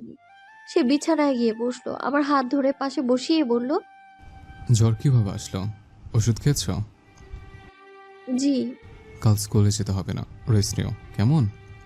আমি মাথা নাড়াতেই মায়ের পায়ের আওয়াজ। এই বেলি, জানিস কি হয়েছে আজকে? কথাগুলো বলছে আর এদিকেই আসছে। এত দ্রুত তো জানালা টপকানো যাবে না। এই সেরেছে, মা আসতেছে। বিছানার নিচে ঢুকুন। আরে দাঁড়িয়ে আছেন কেন? অ্যাটিটিউড রেখে ঢুকুন তো। বেচারা স্যার, সে তো করুণ চোখে তাকাচ্ছিল। সে দ্রুত ঢুকতেই মা প্রবেশ করলো। তোর বাবা আজ আমায় এই চেইনটা কিনে দিয়েছে, সুন্দর না? হ্যাঁ মা, অনেক সুন্দর। কি রে, তুই দাঁড়িয়ে আছিস কেন? যা ঘুমা। হ্যাঁ, এভাবে লক্ষ্মী মেয়ের মতো ঘুমা। আর রুমটার এই অবস্থা কেন? ঝাড়ু দিতে হবে তো। কথাগুলো বলেই মা ঝাড়ু খুঁজতে লাগলো। ঝাড়ু তো বিছানার নিচে, এখন কি হবে? আমি লাফ দিয়ে উঠে বসলাম। মা, এখন ঝাড়ু দিতে হবে না, সকালে আমি দেবো। তুমি যাও, তুমি সিরিয়াল দেখো, যাও। আচ্ছা ঠিক আছে, তা জানালাটা এভাবে খুলে রেখেছিস কেন? তোর বাবাকে কত করে বললাম যে জানালাটা আটকানোর ব্যবস্থা করো, আজ তো একজন ঢুকতে পারবে। তুই জানালাটা অফ করে রাখবি, খুলবি না। কথাগুলো বলেই জানালাটা লাগিয়ে দিয়ে আমার পাশে বসলো। জ্বর কমেছে? অনেকটা। চুলগুলো বাঁধতে পারিসনি? আয় বেঁধে দেই। মা, তুমি টিভি দেখো, আমি আসছি ওখানে। পাক্কা? তাড়াতাড়ি আয়। আমি মাথা ঝাঁকালাম। মা বেরোতেই বড় একটা শ্বাস ফেললাম। সাথে সাথে মা আবার ঢুকলো। বেলি, জুতোর বক্সটা কোথায়? বিছানার নিচেই তো রেখেছিলাম। মা উকি দিতে যাবে তার আগে চিল্লিয়ে বললাম, মা এখন কেন, পরে দেখো। আরে তোর বাবার জুতোগুলো মুছে রাখতে বলেছে, কাল দাওয়াত আছে। আচ্ছা আচ্ছা, আমি বের করে দিচ্ছি। তুই তো অসুস্থ। আরে মা তুমি বিছানায় বসো না, আমি বের করে দিচ্ছি। বিছানায় উকি দিতেই দেখি স্যারের মুখটা বুম হয়ে আছে, যা হাসি আসছিল না। আমি চোখের ইশারা করলাম তার পেছনের বক্সটা এগিয়ে দিতে, মুখ ঘুরিয়ে অন্যদিকে তাকালো। কি রে বেলি, দ্রুত বের কর, না পারলে আমি বের করছি। না না, আনছি তোরে বাবা, বসো না। আমি তাকে হাত দিয়ে চাপতে ইশারা করলাম, সে আরো আমার দিকে চেপে এলো। তার পিঠ আমার এক সাইডে স্পর্শ করেছে। উফ, হাত বাড়িয়ে বক্সটা দ্রুত নিতে যাব, তখনই গালে তার ঠোঁটে স্পর্শ পেলাম। হ্যাঁ, আমি তো শেখারা স্ট্রোক। স্যার আমার ঠেলে বাইরে বের করে দিলেন। মা বক্সটা নিয়ে বলল, ঝাড়ুটাও দে, বিছানার নিচেই আছে। এবার আওয়াজ করেই বললাম, আজ বিছানার নিচে যা আছে সব লাগবে তোমার? মা থতমত খেয়ে চলে গেল, আর তখনই সে বিছানার নিচ থেকে বেরিয়ে এলো, আমার হাত ধরে উঠলো, বিছানায় বসিয়ে এসে তার কাপড় ঝাড়তে লাগলো, মিররের সামনে চুলগুলো ঠিক করতে লাগলো, আর আমি তো তাকে দেখতে লাগলাম।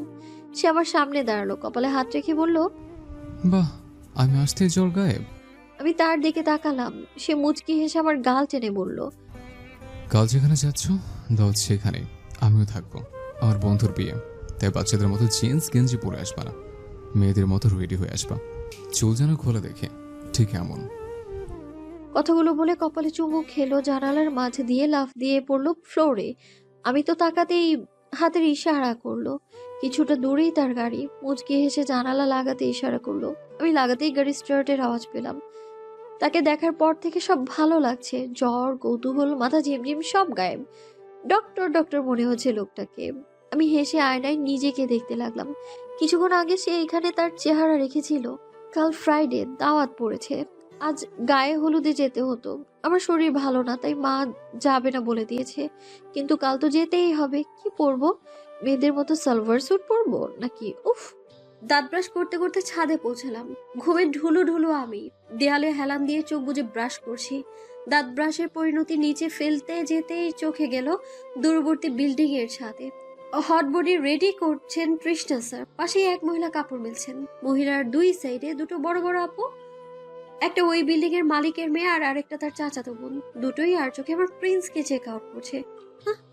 আমার প্রিন্সকে চেক আউট করছে। আমি ব্রাশ মুখে রাখা অবস্থায় বড় বড় চোখ করে তার পুশ আপ করা দেখছি, সাথে দুই আপুর কুনজরও দেখছি, পুশ আপ করেই যাচ্ছে। আর এ পাশে মেয়েরা কুনজর দিচ্ছে, সেদিকে কি পাত্তা নেই। পচা প্রিন্স, পচা স্যার। চলে যেতেই নিয়েছিলাম, তখনই কি মনে করে পেছনে ফিরতেই দেখি স্যার আমার দিকে তাকিয়ে বটলে পানি খাচ্ছেন। আমি তীক্ষ্ণ দৃষ্টি নিক্ষেপ করলাম, তাতে তার বিন্দুমাত্র রিয়াকশন দেখলাম না। মিষ্টি হেসে ঠোঁট নাড়লো, গুড মর্নিং। পাদের মর্নিং। সাত সকালবেলায় মুডটাই জেলাসিতে শেষ করে দিল আমার, আবার মর্নিং বলতে আসছে। মুখ বেঁকিয়ে নিচে চলে আসলাম। কেন রে দাদা, রুম নেই? সেখানে উলঙ্গ হয়ে পোশাক কর। কে বারণ করেছে? তারপরে ওটো মেয়েদের সামনে খালি শরীরে কেন এগোবি তুই? মিষ্টি পানি দিয়ে স্যার গোসল করা উচিত, এখন কুনজর কেটে যাবে এতে। শুক্রবার, তাই আজ বিল্ডিং এর সকল ভাই বোনরাই বাসায়। নিচ তলায় থেকে সুবিধাই হয়েছে, বাইরের দৃশ্য দেখতে পারি। রুমে বসে বসে অনুবাড়ির আপদের সাজগোজ দেখছি। আমাদের ড্রেসিং এ এক একজন নায়িকা হওয়ার প্রস্তুতি নিচ্ছে। বিয়ে বাড়ি বলে কথা, লেহেঙ্গা পড়েছে 5টা আপুই, অপসরাকেও হারিয়ে দেবে 5 জনই। আমারই কিছু ভালো লাগছে না। 12টা বাজতে চললো, এখন রেডি হতে না গেলে নির্ঘাত কপালে থাপ্পড় জুটবে। জিন্স গেঞ্জি বের করলাম পরার জন্য, সাথে সাথে স্যারের কথাটা কানে আসলো, মেয়েদের মতো ড্রেস আপ পরো। মেয়েদের মতো? ধুর, বাবা লং কামিজ কিনে দিয়েছিলেন, একদিনও পরে দেখা হয়নি, আজ পরবো। ফ্রেশ হয়ে ড্রেসটা পরে নিলাম, চুলগুলো স্ট্রেট করে পিঠে ছেড়ে দিলাম, ওনাটা সাইডে নিলাম, আর সাথে তো আছেই আটা ময়দা, মানে ওই টুকটাক সাজ। Foundation, matte lipstick, eye shade, eye makeup, blushes, full cover, হালকা হিলস পরলাম, অ্যান্ড ডান। রেডি হয়ে সোফায় বসে আছি আমি আর বাবা, সাজুগুজুতে ব্যস্ত মার বিল্ডিং এর আপুরা। এখনো কি সাজছে আল্লাহ জানে, এত মেকআপ কেন লাগাচ্ছে? হালকা দিলেই তো ভালো লাগে। বাবার ফোন টিপছি আর চোখে সকলের সাজগোজ দেখছি। 1টার দিকে বেরিয়ে পড়লাম, 4 লাইন যেতেই পৌঁছলাম গন্তব্যে, তখনও ফোন টিপছি। আইডিতে নানান লোকের স্ট্যাটাস দেখছি। ভেতরে ঢুকতেই গলার আওয়াজ কানে ভাসলো, স্যারের ভয়েসের মতো গান গাচ্ছে। আমি দ্রুত ভেতরে ঢুকতেই দেখতে পেলাম কিছু আপু আর ভাইয়াদের মাঝে স্যার গিটার নিয়ে সুর তুলছেন। আমার দিকে মিষ্টি হেসে তাকালেন, ঠোঁটের ইশারা করলেন ওয়াও। আমার সাজগোজের পুরস্কার ছিল স্যারের রিয়াকশন। গাল দুটো মনে হচ্ছে উঁচু হয়ে লাল হয়ে আছে। লজ্জা পাচ্ছি আমি। কিন্তু আমি তো রেগে আছি। গিটারটা টুংটাং বাজিয়েই গাইতে শুরু করলেন। সবাই হাত তালি দিয়ে ঠান্ডা হয়ে রইল স্যারের আওয়াজ শোনার জন্য। চাই না মে তুমি অন্য কারো হও, পাবে না কেউ তোমাকে তুমি কারো নও। চাই না মে তুমি অন্য কারো হও, পাবে না কেউ তোমাকে তুমি কারো নও। তুমি তো আমারই জানো না, হো এ হৃদয় তোমারই। তোমাকে ছাড়া আমি বুঝি না কোনো কিছু, যে আর পৃথিবী জেনে যা শুধু তুমি আমার। আর চোখে আমায় দেখছিলেন। উফ, তার চাহনি, মন তো যাচ্ছিল দৌড়ে গিয়ে তাকে জড়িয়ে ধরি টাইট করে। আমার চোখ দুটো লাল হয়ে আছে। সে কেন এত ভালোবাসে আমায়? আমিও দিন দিন পাগল হচ্ছি তার জন্য। চোখ থেকে চোখ এড়াতেই যেন ইচ্ছে হচ্ছে না। সারা জীবন তার এই চোখে তাকিয়ে থাকতে ইচ্ছে চাই আমি। সারা জীবন, আমার মৃত্যুর আগ পর্যন্ত। জড়সড় চিল্লানোর আওয়াজ আসলো। এক একজন তো স্যার হাত ধরে জাগাচ্ছে আর তার তারিফের পুল বাজছে। আর মেয়েগুলো স্যারকে উঠতে দেখেই সাজগোজ ঠিক করতে লাগলো আর তার সামনে এগোতে লাগলো। জেলাসি ফিল হচ্ছে কেন? সে এত সুন্দর কেন? সে তো হ্যান্ডসাম না হলে কি নজর দিত কেউ? আমাদের বিয়ে হলে যখন বেড়াতে যাব বাইরে, তখন স্যারের মুখে কালি মেখে দেবো যেন কেউ নজর না দেয়। কালি মাখতে না দিলে মাস্ক লাগিয়ে দেব। একে নিয়ে হাঁটার রিস্ক হবে যদি মেয়েরা পটিয়ে নেয় আমার হ্যান্ডসাম প্রিন্সকে। কিন্তু আমার নিজেকে প্রচন্ড সৌভাগ্যবান মনে হচ্ছে। স্যারের ভয়েস আগেও শুনেছি, কিন্তু আজ বেশি ভালো লাগছে। কেন? অবশ্যই তার ভালোবাসার সাথে ড্যাশিং লাগছে স্যুট পরে। আর চোখে তার তাকানোর চাহনি আমার মনে ঝড় তুলে দেয়। গরম লাগছে এই ঠান্ডা আবহাওয়ায়। মায়ের পেছন পেছন চলে এলাম। আগে খেয়ে নি, খেতে বসবো তখনই স্যার পাশে এসে দাঁড়ালেন। আসসালামু আলাইকুম আন্টি। আসসালামু আলাইকুম বাবা। আঙ্কেল কোথায়? ওই তো বন্ধুদের সাথে খাচ্ছে। তা আপনিও যান, ওই যে সকল আন্টির আড্ডা দিচ্ছেন। বেলি নাকি খিদে পেয়েছে।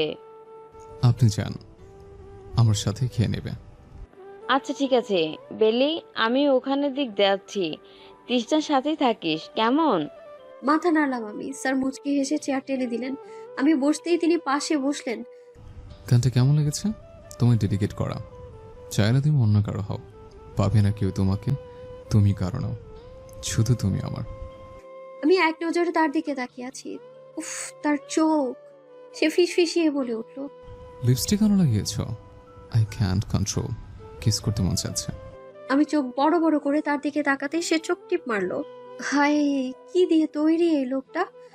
তার শরীরের পশমগুলিও মেবি রোমান্টিক। খেতে ব্যস্ত আমি। হঠাৎ আমার বাম হাতে স্পর্শ পেলাম। খাবার মুখেই আটকে গেল। পাশে তাকাতেই দেখলাম অন্যদের সাথে কথা বলা ব্যস্ত সে। এমন ভাব সে যেন কিছু করছেই না, খাচ্ছে আর কথা বলছে, অথচ আমায় খেতে দিচ্ছে না। আঙুলের মাঝে আঙুল গুজে দিচ্ছে সে। আর আমার তো দম বন্ধ হওয়ার মতো অবস্থা।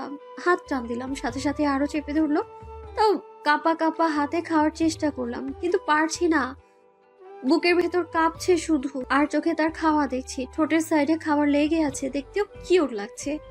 আমি তার হাতে খোঁচা দিতেই সে তাকালো। হাতের ইশারায় ঠোঁট দেখিয়ে দিলাম। আও বাহ, তুমি দেখি লুচি হয়ে যাচ্ছ। পাবলিক প্লেসে স্যারের থেকে লিপস চাচ্ছ? বেলি, তুমি তো নতুন হিস্ট্রি তৈরি করতে চাচ্ছ। আমি ছোট ছোট চোখ করে তার দিকে তাকালাম। মুখ ভেঙিয়ে বলে দিলাম, আপনার ঠোঁটের আশেপাশে খাবার লেগে আছে, সেটাই বলছিলাম। আপনাকে ওগুলো করার কোনো ইচ্ছে নেই আমার। তাই নাকি? ওগুলো বলতে কি বলছালে? তার দিকে ঠোঁট উল্টে তাকালাম।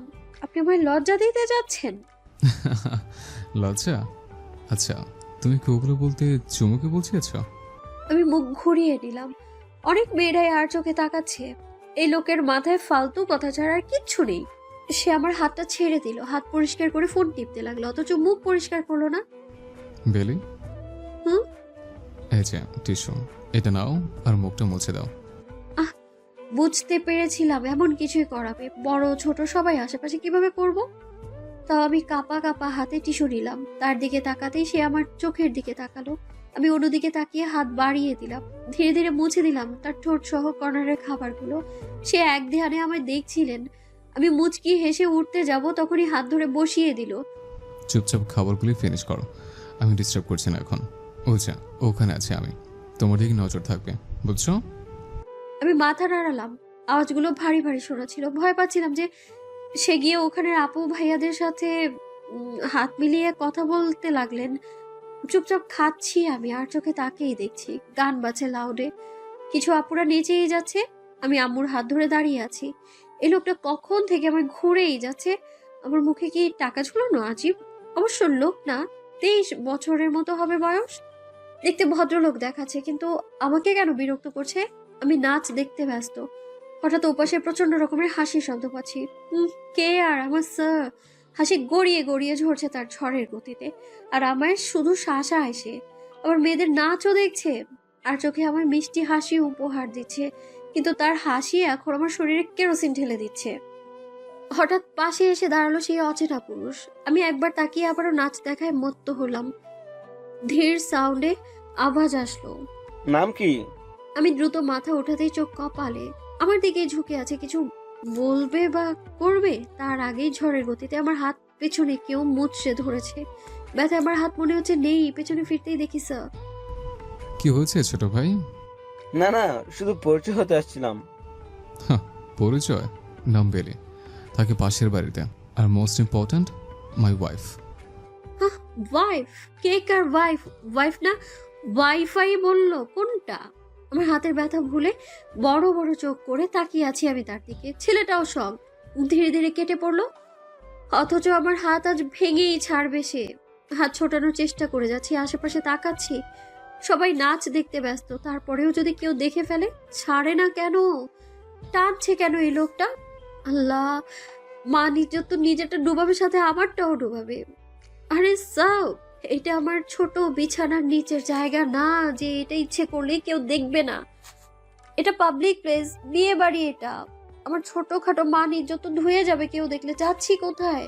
আমার কথাগুলো শুনে সে থেমে গেল, ভ্রু কুঁচকে আমার দিকে তাকালো। দিন দিন দেখছি বড্ড পেকে যাচ্ছ, মানে যত বেড়ে যাচ্ছে দেখি। হ্যাঁ না, তা না। তো কি? আর ওই ছেলের সাথে কিসের আলাপ? কি বলেছিলাম? আন্টির সাথে থাকতে? তাহলে এদিক ওদিকে দৌড়াচ্ছিলে কেন? আর এমন হবে না। আচ্ছা, তখন ওই লোক মানে ওই ভাইয়াকে কি বললেন? আমি আপনার ওয়াইফ না ওয়াইফাই? অবশ্যই ওয়াইফাই বলেছিলেন হয়তো, কারণ আমাদের তো আর বিয়ে হয়নি। আচ্ছা, আমি আপনার ওয়াইফাই কি করে হলাম? মাথা তুলে তাকালাম তার দিকে। সে তার নাক ফুলিয়ে দুভ্রু মাথায় তুলে আমার দিকেই তাকিয়ে। বউ, ইউ আর মাই ওয়াইফ।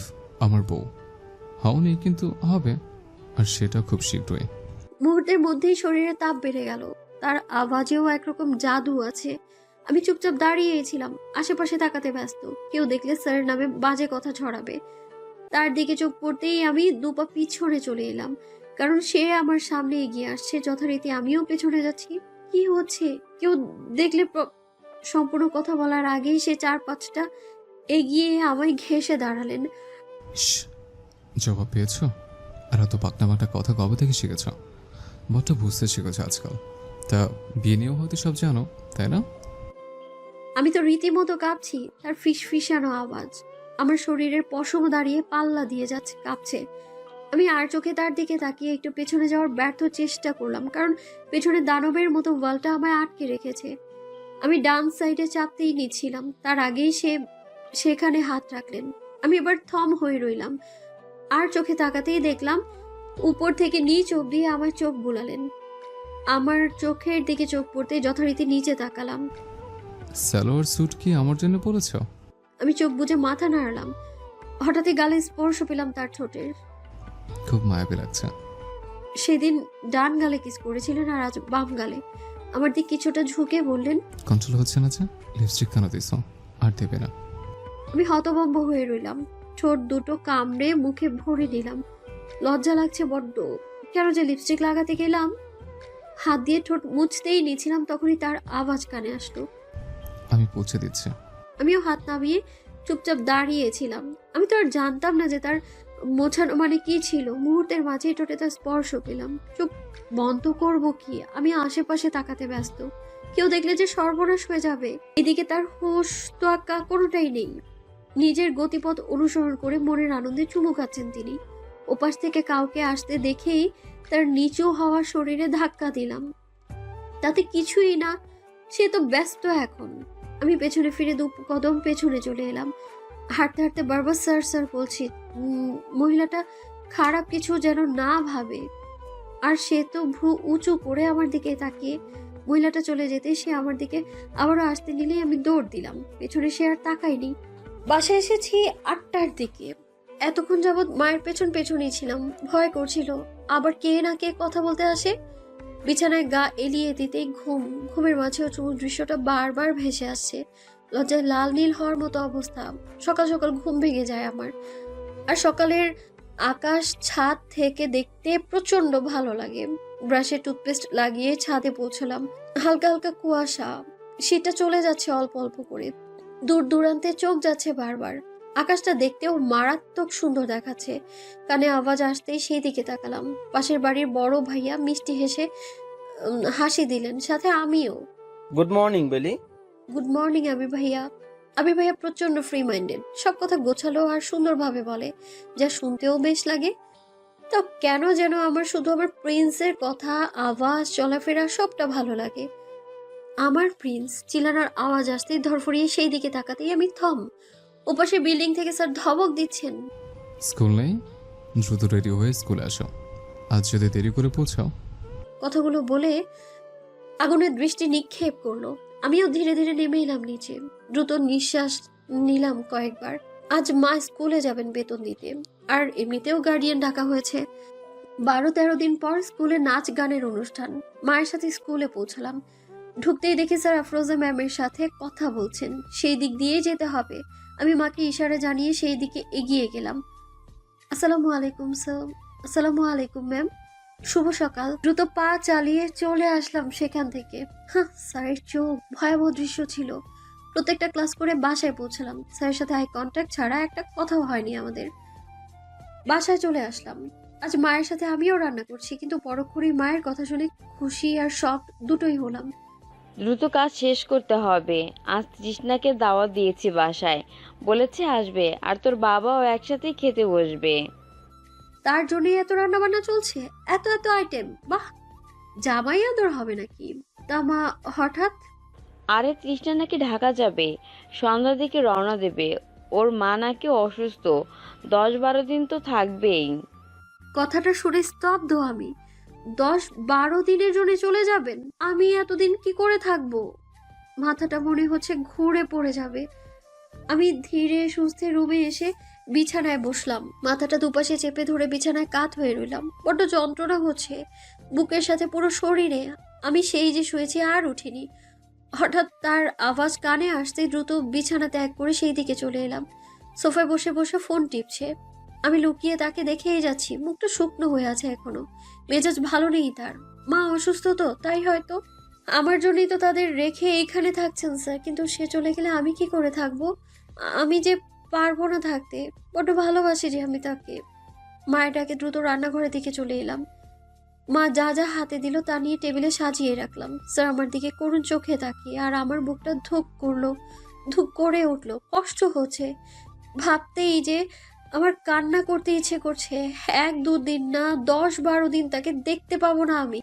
টেবিলে বাবা, সে আর আমি বসে আছি। মা খাবার বেড়ে দিচ্ছে। আমার আজ আর খাওয়া হবে না, গলা দিয়ে খাবার নামবেই না। সে আর চোখে তাকাচ্ছে আর খাচ্ছে।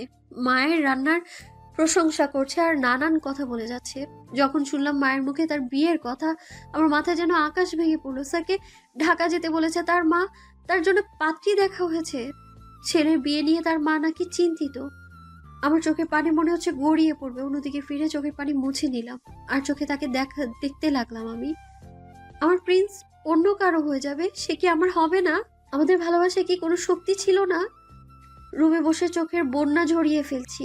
কান্নার বেগ মনে হচ্ছে শুধু বাড়ছে, হু হু করে আওয়াজ আসতে যাচ্ছে। খানিকক্ষণ পর কারো পায়ের আওয়াজে চোখ মুছে সেই দিকে তাকালাম। রুমে স্যার এসেছেন, পেছনে মা। আমি দ্রুত বিছানা থেকে নেমে স্যারকে সালাম দিলাম। সে আমার দিকে তাকালেন। 10-12 দিনের পরে আমি দিয়ে যাব, সেগুলো প্রতিদিন পরে শেষ করে ফেলবে, কেমন? আমি নিচে তাকিয়ে থেকে মাথা নাড়ালাম। মায়ের আওয়াজ, তার দিকে তাকালাম। আমি চা নিয়ে আসি, মন দিয়ে সব বুঝে নে, যা না পারিস। মা যেতেই আমি 3-4 পা পিছিয়ে গেলাম। স্যার দ্রুত আমায় জাপটে ধরলেন, মাথাটা তার বুকে চেপে ধরলেন। বেলি, আমায় ঢাকা ফিরতে হবে, একবারের জন্য চলে যেতে হবে। আমার জন্য মা দিন দিন অসুস্থ হচ্ছে, কসম দিয়েছে তার, এখান থেকে না গেলে তার মৃত্যু দেখতে হবে। স্তব্ধ হয়ে রইলাম, কান্নাটাও আসছে না এখন। সে আবারও বলতে লাগলেন, 1 মাস সময় নিয়েছে, 1 মাসের মাঝে ঢাকা শিফট হতে হবে, আর 10-12 দিনের জন্য ঢাকা যেতে হবে। মা হসপিটালে অ্যাডমিট, সে যত দ্রুত সম্ভব আমার বিয়ে দিতে চান। আমি তাকে ধাক্কা দিয়ে নিজে থেকে সরিয়ে দিলাম। হাউমাউ করে কান্না করতে লাগলাম। ভালো লাগা, ভালোবাসা এইসব শিখিয়ে এখন চলে যাবে? কি করে থাকবো আমি? বাঁচবো কি করে? তার বকা, তার ছোঁয়া, তার হাসি, প্রতিচ্ছবি কি করে ভুলবো? পারবো না ভুলতে, পারবো না তো। আমি কি করে থাকবো? আমি পারবো না থাকতে, বিশেষ করে একদিনও থাকতে পারবো না। সে দ্রুত পা এগিয়ে আমায় জড়িয়ে ধরলেন। আমিও পারবো না, আমি আসবো তো তোমায় দেখতে, আর বিয়ে বিয়ে তোমায় করব। আমি তাকে জড়িয়ে ধরে কাঁদতে লাগলাম। আমি বেঁচে থেকেও মরে যাব তাকে ছাড়া। কি করে থাকবো আমি? সে আমার চোখের পানি মুছিয়ে দিলেন। পকেট থেকে একটা ফোন বের করলেন। যখন মন চাইবে কল দেবে, দেখতে চাইলে ভিডিও কল দেবে, আমি কল দিলে সাথে সাথে রিসিভ করবে। সন্ধ্যা চলে যাচ্ছে, কিছুদিনের মাঝে আবারও আসবো। তাতে কি, চিরদিনের জন্য তো চলে যাবেন? আমি আবারও হু হু করে কেঁদে উঠলাম। কষ্টে বুকটা ফেটে যাচ্ছে। এত কষ্ট কেন হচ্ছে? শ্শ্, কান্না বন্ধ, আন্টি আসছে, চুপ। আমি দ্রুত চোখের পানি মুছে নিলাম। সে আমার 10-12 দিনের পড়া দিয়ে দিলেন। কিভাবে চলবো, কিভাবে থাকবো সবকিছু বলে দিচ্ছেন, আর আমি নিজেকে কন্ট্রোল করছি। কান্নার বেগ যে বেরিয়ে আসতে চাচ্ছে। চাটা শেষ করে সে যেতে লাগলো। মা বেরিয়ে যেতেই আমি দ্রুত তাকে জড়িয়ে কেঁদে দিলাম। কষ্ট হচ্ছে, আমি আপনার সাথে যাব। শ্শ্, কাঁদে না, আমার সাথে যাবেন যখন সময় হবে। সে আমার কপালে চুমু খেয়ে বেরিয়ে গেলেন। আমি দ্রুত দরজাটা বন্ধ করে কেঁদে উঠলাম। নিস্তব্ধ হয়ে শরীরটা ফ্লোরে পড়ে গেল। কষ্ট যে সহ্য হচ্ছে না, এমন কষ্টের সাথে তো আমি পরিচিত নই। সারা জীবনের জন্য কি পাবো তাকে? ঘুম ভাঙে ফোনের আওয়াজে। ভাইব্রেশন হচ্ছে, বালিশ কাঁপছে। বালিশটা সরাতেই স্যারের ফোন দেখতে পেলাম। কেউ কল দিচ্ছে। 016। আবারও কল আসতেই রিসিভ করলাম। ঘুমো ঘুমো গলায় সে বলল, গুড মর্নিং বেলি। আমার বুঝতে বাকি নেই এটা কার কল। মুখের হাসিটা এত বড় হয়ে উঠেছে। Good morning. স্কুল যাওনি? না, কেন? ভালো লাগছিল না। ভালো লাগছিল না নাকি আমি স্কুলে নেই বলে? দুটোই। সে হা হা করে হাসছে। হাসার কি হলো, পচা স্যার? আচ্ছা, আন্টি কেমন আছে? মায়ের কিছু হয়নি, আমায় মিথ্যে বলে আনিয়েছে। ও, আমি তো ভয়ই পেয়েছিলাম। যাও ফ্রেশ হয়ে খেয়ে নাও। আচ্ছা, ফোনটা রাখতে মন চাইছিল না, তাও এটা ভেবে রাখলাম যে ব্রেকফাস্ট করে আবারও কল দেবে। পরে কল দিতেই দেখি ব্যস্ত। সারাক্ষণ ফোন দিয়েই চলেছে কিন্তু ব্যস্ত। বুকটা ধপাস ধপাস করছে আমার। কল কেন ধরছে না? কি হচ্ছে স্যার? কিছু হলো না তো? ভয়ে আত্মা সহ লাফাচ্ছে আমার। সকাল সকাল ঘুম থেকে উঠে আমি ফোনটা চেক করলাম। সাথে সাথে কাঁদতে ইচ্ছে করছে। একটা মেসেজ বা কল কিচ্ছু ছিল না। এই ভালোবাসে সে আমায়? ভালোবাসার নমুনা কি এটা? স্কুলে যেতে সবাই আমায় আদর করছে, গিফট দিচ্ছে আর ভালো থাকতে বলছে। আজীব হচ্ছে এটা কি? হঠাৎ হাসান দৌড়ে এসে আমার হাত ধরলো। বেলি, কেন চলে যাবি? এখানেই থাক না, অনেক মিস করবো যে তোকে। কোথায় যাচ্ছি আমি? পেছন থেকে মা বলে উঠলো, ঢাকা। আমি দ্রুত পেছনে তাকাতেই দেখি মা বাবা দাঁড়িয়ে। মা আমার মুখটা ধরে বলে উঠলেন, ট্রান্সফার নিয়েছি তোর, ঢাকায় শিফট হব, তোর আবুর ট্রান্সফার হয়েছে। খুশিতে কাঁদবো নাকি অবাকের চূড়ান্ত সীমায় পৌঁছবো বোঝার উপায় নেই কোনো। বাসায় গিয়ে চিন্তা ভাবনা করছি আর মা বাবাকে কি যেন বলছে আর হাসছে। ঘরের যাবতীয় জিনিস গুছাতে ব্যস্ত। হচ্ছেটা কি? যাক, ভালোই হলো, সেকে ঝটকা দেওয়া যাবে একটা। সেদিন খুশিতে আমার আর ঘুমই হয়নি। হাসানের সাথে পুরো একটা দিন আবেগে কাটিয়েছি। নিজের ফোন নাম্বার দিয়েছি ওর নানু বাসার ঢাকায়। সেখানে যেতেই যেন আমার সাথে দেখা করে, সেটাও বলে রেখেছি। সকলের সাথে কুশল বিনিময় করলাম 2 দিন। এখান থেকে যেতে যেমন কষ্ট হচ্ছে, তেমনি স্যারকে দেখতে পাবো, তার কারণে ভালো লাগছে আমার। চট্টগ্রাম থেকে বিদায় নেওয়ার সময় আমি প্রায় প্রচন্ড কেঁদেছি, সবাইকে ফেলে যাওয়ার কষ্টে। বেশি কষ্ট লাগছিল হাসানের জন্য। বেশটি বলে কথা, ও বলেছে প্রায় ভিডিও কলে কথা বলবে, মাসে কয়েকবার ঢাকায় আসবে। আমিও হ্যাঁ বোধক জানিয়েছি। আসলে মায়ায় জড়িয়ে পড়েছি সকলের সাথে। বাবার সাথে নানান দুষ্টুমি করে পৌঁছলাম ঢাকায়। নানুদের বাড়ির সামনে ট্রাক থেমেছে আমাদের। আমি দ্রুত বেরিয়ে আসতেই নানি জড়িয়ে ধরলো, পাগলের মতো চুমু খাচ্ছেন। ঠিক তেমনি আমিও জড়িয়ে রেখেছি তাকে। নানুর সাথে কথা বলতে বলতে ভেতরে ঢুকতে না ঢুকতেই আমি অবাক। আমার পুরো 14 গোষ্ঠী এখানে, ঘরে মানুষ আসছে না এমন একটা অবস্থা। আমি দৌড়ে খালা, খালু, কাকা, কাকি, ভাই, বোন, মামা, মামিদের সবাইকে জড়িয়ে আছি। এত খুশি লাগছে যে কি বলবো, কিন্তু সবাই এখানে কেন? সবকিছু মাথার উপর দিয়ে যাচ্ছে।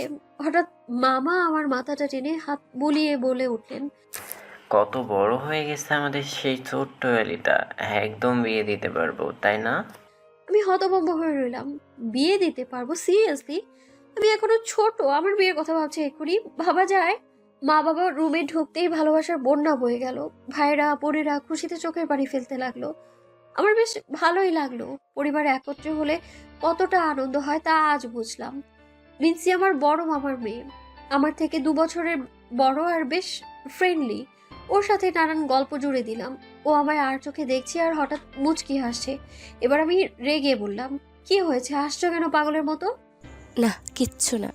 আমি চুপচাপ ওখান থেকে চলে আসলাম। সকলের এমন অদ্ভুত বিহেভ আমার মাথায় ঢুকছে না। নিচে নামতেই দেখি আব্বু মুখটা ছোট করে রেখেছে। আব্বুর আবার কি হলো? আব্বু, কি হয়েছে? কিছু না, তুমি যাও গোসল ছেড়ে নাও।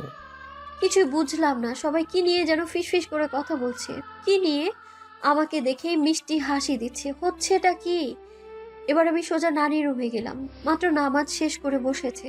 আমি দ্রুত গিয়ে তার পাশে বসলাম। নানি, এখানে কি হবে? এত আয়োজন চলছে যে? যা হবে পরে দেখতে পাবি, যা গিয়ে গোসল করে নে। আর কোথাও যাব না, কেউ তো কিছু বলছেই না। আমি আপুর রুমে চলে এলাম। কাপড় নিয়ে গোসল করে নিলাম। খাটের উপর চুপচাপ বসে আছি, অপেক্ষায় আছি কখন আপু বের হবে।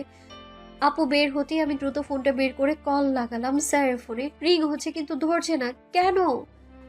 আবারও কল দিতেই বিজি। স্যার কি আমায় ইগনোর করতে চাচ্ছে? কলের পর কল দিয়েই যাচ্ছে কিন্তু সে রিসিভ করছে না। আমার চোখ ভিজে যাচ্ছে পানিতে। আজ 2 দিন হতে চললো, একটা বারও কল দিল না আমায়, আর রিসিভও করলো না। এই তার অতিরিক্ত ভালোবাসা? এটাই তার নমুনা? ও, আমি তো এখন পুরনো হয়ে গেছি, তাই আর চলছে না। নতুন পেয়েছে তো, তাই ভুলে গেছে আমায়। আমার এত কান্না কেন পাচ্ছে? আমি কেন কাঁদবো? সে তো আমার কথা মনে রাখেনি, আমি কেন মনে রাখবো? রাখবো না মনে, কাঁদবো না। তাও চোখের পানি টুপ করে পড়েই যাচ্ছে। প্রচন্ড কষ্ট হচ্ছে। চোখ খুলতেই দেখি আমি বিছানায় উপ হয়ে শুয়ে আছি। মাথাটা ব্যথা করছে, কাঁদতে কাঁদতে মাথাটা ধরে এসেছে আমার। আয়নার সামনে দাঁড়িয়ে নিজেই অবাক। মাথাটা ফুলে টমেটো। কেউ দেখার আগে ওয়াশরুমে ঢুকে পড়লাম। কেউ দেখলে হাজারটা প্রশ্ন করবে। কিভাবে বলবে এই অল্প বয়সে ভালোবেসে আমি পাগল হয়ে গিয়েছি? ভালোভাবে ফ্রেশ হয়ে নিলাম, তাও মুখটা ফোলা ফোলা, ঢুলো ঢুলো হয়ে আছে চোখগুলো। ঘড়ির দিকে তাকাতেই চোখ বড় বড় হয়ে গেল। 6টা বাজতে চললো। কেউ আমায় ডাকলো না খেতে। কি স্বার্থপর সবগুলো। কেউ ভালোবাসে না আমায়, কেউ না। আবারও ফোনটা ধরলাম। একটু আশা ছিল যদি একটা মেসেজ দেয়, কিন্তু না, স্যার একটা মেসেজ বা কল কিচ্ছু দেয়নি। একটা কলও না। পচা খারাপ জোচর স্যার, একটা কলও দিল না। রাত শেষ হয়ে ভোর হতেই 3 দিন চলে যাবে। কেমন ব্যস্ত যে একটা মেসেজও দেওয়া যায় না। ফোনটা হাতে নিয়ে বসে আছি, বারবার স্ক্রিনে তাকাচ্ছি যদি একটা মেসেজ দেয়, কিন্তু ক্ষুধাও তো লেগেছে। ফোনটা লুকিয়ে রুম থেকে বেরিয়ে আসলাম। সবাই টুকটাক কাজে ব্যস্ত। ডাইনিং এ খাবার রাখা, আমি গিয়ে চুপচাপ খেয়ে নিলাম। আর চোখে সবাইকে পর্যবেক্ষণ করছি। আমার টুকটুক চোখে দেখছে। আমি বড় বড় চোখ করে তাদের তামাশা দেখছি। হঠাৎ নাহিন, আমার বড় মামার ছেলে, আমার সামনের চেয়ারে বসলো। আমি ভ্রু উঁচু করে ওর দিকে তাকালাম। ও 2টো ভ্রু উঁচু করে মুখ বাঁকালো। আমি মুখ ভেঙিয়ে বললাম, আর নাহিন হো হো করে হেসে দিল। পাজি মেয়ে, মুড দেখাচ্ছে আমায়। আমি চুপচাপ খেয়ে উঠছিলাম। হঠাৎ নাহিন আমার পেছনে এসে কানে কানে বলে উঠলো, এত আয়োজন তোমার এনগেজমেন্টের, তাও তোমার থেকে অনেক বেশি বয়সী এক লোকের সাথে? খুব জলদি আমরা বিয়ে খেতে চলছি। আমি টাসকে খেয়ে চোখ বড় বড় করে নাহিনের দিকে তাকালাম। নাহিন হাসতে হাসতে চলে যাচ্ছে। আমার এঙ্গেজমেন্ট? সিরিয়াসলি? কি আবল তাবল বলছিস? বড্ড পেকে গেছিস দেখছি। বিচার দেবো মামার কাছে?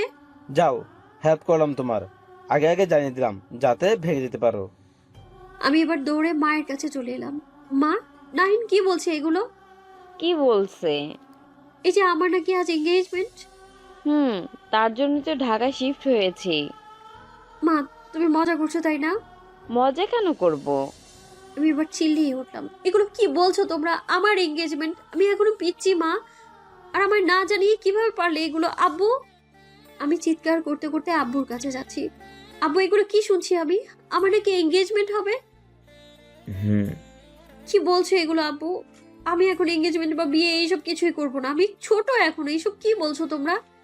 এবার আমি কেঁদেই দিলাম। বাবা আমার মাথায় হাত বুলোছেন। গাধি, তোমার জন্যই তো তোমাকে এত দ্রুত এঙ্গেজমেন্টটা করিয়ে রাখছি। আমাদের থেকে তুমি বেশি খুশি হবে পরে, দেখে নিও পাগল একটা। কথাগুলো বলে আব্বু হাসতে হাসতে চলে গেল। আমি দৌড়ে রুমে ঢুকে একটার পর একটা কল স্যারকে দিয়েই যাচ্ছি। লাস্ট মেসেজ দিলাম। আপনি কি ইগনোর করছেন আমায়? ইগনোর না করে সরাসরি বলে দিলেই তো পারতেন, আমি আর ডিস্টার্ব করতাম না। রিপ্লাই আসেনি। 2 ঘন্টা যাবত ফোন নিয়ে বসে আছি। ভালো লাগছে না, আর কি করব? স্যারকে কি করে জানাবো যে আমি অন্য কারো হয়ে যাচ্ছি? তিনি তো আমার ফোনটাও ধরছেন না। এখন আমি কাঁদতেও ভুলে গেছি। এমন যন্ত্রণা কেন হচ্ছে হঠাৎ এত দ্রুত? এগুলো কি হচ্ছে আমার সাথে? বড্ড কান্না পাচ্ছে, কিন্তু কান্না আসছে না। ওরা কেউ হেল্প করছে না। হাসানকে কল করলাম, ফোন রিসিভ হচ্ছে না। এবার ফোনটা আছাড় দিতে ইচ্ছে করছে। না, কল ব্যাক করেছে। হ্যালো হাসান। কি রে, কি হয়েছে? আমার এঙ্গেজমেন্ট দেওয়ার জন্য ঢাকায় নিয়ে এসছে। কি বলছিস? সিরিয়াসলি? আরে তুই কাঁদিস না। আচ্ছা, তুই তো কাকে ভালোবাসিস না? তো কি হয়েছে? বিয়ে তো হচ্ছে না, জাস্ট এঙ্গেজমেন্টটাই তো হচ্ছে। কি বলছিস গাধা? আমি একটুখানি মেয়ে, 18 হয়নি এখনই, আর আমার বিয়ে দিয়ে দিচ্ছে আমার ফ্যামিলি। তুই আমার বেস্ট ফ্রেন্ড না, যা। আমার কষ্টটাই বুঝলি না, শয়তান। কলটা কেটে দিলাম, আবারও কেঁদে উঠলাম। আমার স্যার না, আমার স্যার না, এটা সবাই খারাপ। হাসান কল দিচ্ছে। নাক ঝেড়ে কলটা রিসিভ করলাম। কি রে, ইনভাইট করবি না? তবে রে শয়তান, তোর জীবনেও পোলাপান হবে না কুত্তা। তোর কোনোদিন বিয়েই হবে না, ইতিম একটা। আরে বোন আমার, বিয়ে তো তোকেই করতে হবে, আজ না হলে কাল। করবি তো নাকি? সিঙ্গেল তো আর থাকবি না সারা জীবন। চোখ মুছে বললাম, আমি যে অন্য কাউকে ভালোবাসি। একটু আগে না বললি তুই এখনো একটা বাচ্চা, একটুখানি মেয়ে? তোর আবার ভালোবাসার মানুষও আছে? কে সে? বলা যাবে না। আচ্ছা, আমি ঢাকা আসবো। কি বিয়ে খেতে আসবে আমার? তোর বিয়ে না খেলে কি আর আমার নিজের বিয়ে হজম হবে? তুই বউহীন মরবি, দেখে নিস শয়তান। সবাই বাইরে হাসাহাসি করছে, আর আমার কান্নার বেগ বাড়ছে। এই জালিয়াতি করার জন্যই আমায় নিয়ে এসছে স্যার। এত রাতে কোথায় যাব? বাড়ি থেকে পালিয়ে তো আরেক মুসিবত। ও আল্লাহ, কই আসছি আমি? কিছুই তো চিনি না, ফোনটাও তো আনলাম না। 8টা বাজছে রাতের। এখনই মানুষ যেভাবে তাকাচ্ছে, রাত আর একটু গভীর হলে তো আমায় কেউ খুঁজেই পাবে না। মাথা নিচু করে হাঁটছি। আমি আমার স্যারকে প্রচন্ড ভালোবাসি। সে আমার ভালো না বাসলেও আমি তো বাসি, অতিরিক্ত ভালোবাসি। আর তাকে ছাড়া অন্য কাউকে বিয়ে করা আমার পক্ষে সম্ভব না, একদমই না। ভাবছি আর আনমনে হাঁটছি। কোথায় যাচ্ছি তাও জানি না। রাস্তার মোড়ে কিছু কিছু ছেলেরা দাঁড়িয়ে, ভয় করছে তো। কি করবো এখন আল্লাহ? মাথা নিচু করে হাঁটছি। আল্লাহ সাহায্য করো। এই যে ছেলেদের আওয়াজে আমার আত্মা সহ কেঁপে উঠলো। দৌড় দিব তখনই এক ছেলের আওয়াজে থেমে গেলাম। এই যে পিচ্চি আপু, এত রাতে এভাবে গলিতে গলিতে হাঁটছো কেন? একা একা রিস্ক হতে পারে। হ্যাঁ পিচ্চি, এভাবে এমন ছোট ছোট গলিতে তোমার হাঁটা উচিত না। আমি সেই দিকে ফিরে তাকালাম। দেখতে কেমন খারাপ দেখাচ্ছে, ময়লা কাপড়, তাও মনের দিক থেকে ফ্রেশ। পাশের ছেলেগুলোর ব্যবহারও সুন্দর, আমার থেকে বেশ বড় হবে। আমি হাসি মুখে তাদের সামনে গেলাম। তা আপনার এত রাতে বাইরে কেন? আপনাদের বাড়ি কি এখানেই ভাইয়া? ছেলেগুলো হো হো করে হেসে দিল। আরে পিচ্চি আপু, আমাদের আবার বাড়ি? এই কাজকর্ম করি আর ঘুরি। তা পিচ্চি, তুমি এমন রাতে একা একা ঘুরছো কেন? আসলে থাক, বলতে হবে না। তুমি মেন রোডে চলো, ওইখানে কথা বলি কেমন? এইসব চেপা চাপা গলিগুলো রিক্স। আমি মিষ্টি হেসে মাথা নাড়লাম। হাঁটতে হাঁটতে তাদের নাম জানলাম। রফিক, কাউসার, জয়নুল, রিসার প্রচন্ড ভালো মনের। মেইন রোড আসতেই মনটা হালকা হলো। ওই পিচি লাইনে যে কিভাবে চলে এলাম নিজেও জানি না। পাশের চায়ের দোকানে বসতে বলল, আমিও বসে তাদের সাথে চা খাচ্ছি আর আলাপ করছি। সাধারণত কোনো মেয়ে মানুষ দেখছি না নিজেকে ছাড়া। প্রচন্ড অড লাগছে। তাও এক বৃদ্ধা বয়সী নানা বসে আছেন দোকানে, তার সাথে হাসাহাসি করছে মন মতো। ভুলেই গিয়েছিলাম যে আমি পালিয়ে এসেছি আর যাওয়ার মতো আমার কোনো জায়গাও নেই। হঠাৎ আমার সামনে বসা ভাইয়াগুলো দাঁড়িয়ে গেল। আমিও পিছনে তাকালাম, কিন্তু তার আগেই গালে এমন জোরে থাপ্পড় মারলো যে আমি ঠাস করে নিচে পড়ে গেলাম। ব্যথাও পেয়েছি।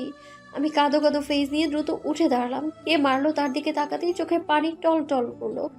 স্যার, স্যার, হু হু করে কেঁদে উঠলাম। দৌড়ে গিয়ে তাকে জড়িয়ে ধরে সে আমায় ছাড়িয়ে মাথায় আরেকটা থাপ্পড় দিল। এবার আমি আরো জোরে কেঁদে উঠলাম। সে মনে হচ্ছে রাগে কাঁপছে, হাত মুঠ করে দাঁড়িয়ে আছে। আমি ভয়ে দুপা পিছিয়ে গেলাম। ইউ ইডিয়েট, এত বড় একটা কাজ কিভাবে করতে চাচ্ছিলে? হ্যাঁ, যদি কিছু হয়ে যেত? এত রাত্রে তুমি ঘর থেকে বেরোনোর কথা ভাবলে কি করে? আবার হাত তুলতে নিচ্ছিল? মন তো চাচ্ছে এখানে পুঁতে দিই তোমায়। কাঁথি, মাথার মাঝে বুদ্ধি বলতে কিছু নেই? রাস্তাঘাটের অবস্থা ভালো, এত সাহস আসলো কিভাবে? উত্তর দিচ্ছ না কেন?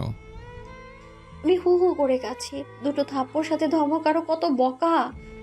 যার জন্য পালালাম সেই বলে চোর। স্যার, মনে হচ্ছে ভেবা চাকা খেয়ে গেল। মানে কি? আপনি তো ফোন ধরছিলেন না আমার। আবার বাসায় নাকি আজ আমার এঙ্গেজমেন্ট। আপনাকে ছাড়া আমি অন্য কাউকে বিয়ে করব না, তাই তো?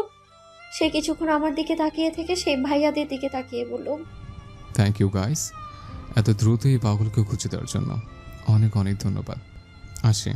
ভাইয়াগুলো আমার দিকে তাকিয়ে বলতে লাগলো, পিচ্ছি, আরে একা একা বেরোনোর কথা মাথায় আনো না। সবসময় আমাদের মতো ভালো ভাইদের পাবা না। আমি কেঁদে দেওয়ার মাঝেও হেসে উঠলাম। তাদের সাথে হাত মিলাতে যাব, তখনই সে আমার হাতটা ধরে টেনে নিয়ে যাচ্ছেন। আমি মুখ গোমড়া করে গাড়িতে বসে আছি। তাদের সাথে কথা নেই। বজ্জাত পাজি।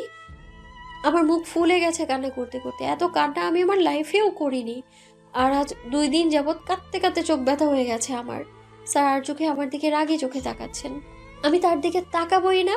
সে হঠাৎ গাড়িটা স্টপ করে দিল। ফোন বের করলো, মনে হচ্ছে কাউকে কল দেবে। Hello uncle. হ্যাঁ, পেয়েছি। মিরপুর দিকে চলে এসেছিল।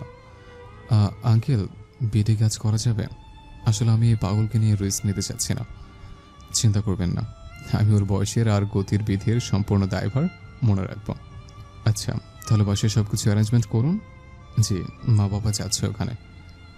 এই তো আধা ঘন্টা লাগবে আসতে। জি আচ্ছা। ফোনটা রাখতেই আমি তার দিকে ফ্যাল ফেল চোখে তাকিয়ে আছি। চোখে পানি চকচক করছে। আপনি বিয়ে করবেন অন্য কাউকে? সেবার রেগে তেড়ে আসলো আমার দিকে। আমার মুখের দিকে ঝুঁকে গিয়ে বলতে লাগলো, গাধি, এতটুকু বোঝার সামর্থ্য হয়নি তোমার? আমি ঢাকা এসে পড়েছি, পরের দিন তোমরাও এসেছ। আমি তোমার ফোন ধরছি না, আবার হঠাৎ তোমার এঙ্গেজমেন্ট। আঙ্কেলের কথাগুলো এত কিছুর বড় বুঝতে পারছো না? আমি মুখটা ছোট করে বললাম, কি? থাক, তোমার কিছু বোঝার প্রয়োজন নেই। আমি মুখ ফুলিয়ে জানালার দিকে তাকিয়ে। সে আমার সাথে কথা বলেনি, আর আমিও রেগে আছি। কথা বলবো না আমি তার সাথে। হ্যাঁ, চুপচাপ বাইরে তাকিয়ে আছি, কিন্তু খুশি লাগছে আমার স্যার আমার পাশে। আর চোখে তাকিয়ে দেখছি ঢাকায় এসে তাকে আরো মারাত্মক দেখাচ্ছে। বেশি ইয়াং ইয়াং লাগছে। উফ, সে এত সুন্দর কেন? তার চোখে চোখ পড়তেই অন্যদিকে তাকালাম। সোফায় বসে আছে এক অপরাধীর মতো। আমাকে ঘিরে দাঁড়িয়ে আছে চেনা অচেনা অনেক মানুষ। মা তো কেঁদে কেঁদে হয়রান। বাবা, সে তো নিজেকেই দোষারোপ করছে। কেন আমার চোখে চোখে রাখেনি? স্যার আমার সোজা বসে আছেন, এক ধ্যানে আমার দিকে তাকিয়ে। হঠাৎ চোখ গেল স্যার মায়ের দিকে। সে আলতো করে আমার হাত ছুঁয়ে পাশে বসলেন। বেলি, বয়স অনুযায়ী তুমি অনেক ছোট, কিন্তু তার মানে এই না যে তুমি বেশি ছোট। অনেক কিছুই বুঝতে শিখেছো। ছেলের মুখে যখন শুনেছি যে সে তার থেকে 13 বছরের ছোট এক মেয়েকে 4 বছর যাবৎ ভালোবাসে, বিশ্বাস করো নিজেরই কষ্ট হচ্ছিল। আমিও তো ভালোবেসে বিয়ে করেছি তৃষ্ণার বাবাকে। ভালোবাসা না পাওয়া প্রচণ্ড যন্ত্রণাদায়ক। যখন শুনলাম তুমিও ওকে ভালোবাসো, তখন তোমার ফ্যামিলিকে বিয়ের প্রস্তাব দেই। তারা রাজি হননি, কিন্তু তোমার কান্নাকাটি দেখে তোমার মা যেচে রাজি হয়েছেন। বয়সের ভেদাভেদ অনেক, কিন্তু তার থেকে বড় কথা ভালোবাসা। এখন এইটা বলো, তুমি কি তৃষ্ণাকে বিয়ে করতে চাও? আমি হু হু করে কেঁদে উঠলাম। আমি তো তাকে নিজের করে পাওয়ার জন্যই এত প্রার্থনা করেছি। আল্লাহ আমাকে আমার ভালোবাসা দিচ্ছে, তার থেকে খুশির আর কি আছে? প্রচণ্ড কান্না পাচ্ছে, কিন্তু তা খুশির কান্না। সবাই অবাক চোখে আমার দিকে তাকিয়ে। আমি কাঁদতে কাঁদতে বললাম, জি। সবাই হো হো করে হেসে ফেললো। মিনিট 10 মাঝে কাজী আসলো। তার আগে আমাদের আংটি বদল করিয়ে দিয়েছে মা। আমি চুপচাপ তাই করছি যা আমায় করতে বলা হচ্ছে। দেখতে দেখতে স্যারের নামের 3 কবুল বলে ফেললাম। এই 3 কবুলের মাঝে আমি আমার ভালোবাসাটা পেয়ে গেলাম। সবাই আজ নানু বাসায় রয়ে গেলাম। কাল নাকি স্যারের সাথে চলে যেতে হবে, কিন্তু আমার তো যেতেই ইচ্ছে করছে না। মা বাবাকে রেখে যেতে মন চাইছে না আমার। বিয়ের দিনের রাত্রে নাকি বাসর রাত হয়, অথচ আমার পড়ার রাত। বিছানায় বসে আইসিটির বই পড়ছি, আর আমার সামনে স্যার বই নিয়ে গ্লোবাল ভিলেজ নিয়ে বিশ্লেষণ দিচ্ছে। হায় আমার পোড়া কপাল! কাজিনগুলো দরজায় উকি দিচ্ছে আর হাসছে। আমি তো চুপচাপ তামাশা দেখছি, আর স্যার পড়িয়েই যাচ্ছে। কি শয়তান! দেখলো যে আমি রেগে আছি, কোথায় মানাবে তা না, উল্টো পড়াচ্ছে আমার, আহাম্মক একটা। আমি রেগে আছি, আপনি 2 দিন যাবত আমার ফোন দেননি, আমার কোনো খোঁজ খবর রাখেননি, এই ভালোবাসেন আপনি আমায়? সে আমার দিকে ঝুঁকে গেল। কাজ আমি তোমায় সারপ্রাইজ দিতে চাচ্ছিলাম, কিন্তু তুমি তো আমি 1000 ভোল্টের ঝটকা খাইয়ে দিলে। জানো কত কাজখোর পড়িয়ে সবাইকে রাজি করিয়েছে, কত কাহিনী করতে হয়েছে আমায়। কীভাবে জানবে? সব তো আমি করেছি, তুমি তো শুধু হু হু করে কেঁদেছ। ডাম্প। আমি মুখটা ছোট করে বসে আছি, সে আবারও আমায় পড়াতে শুরু করেছে। কিন্তু আমি তো ঘুমে ঢুলু।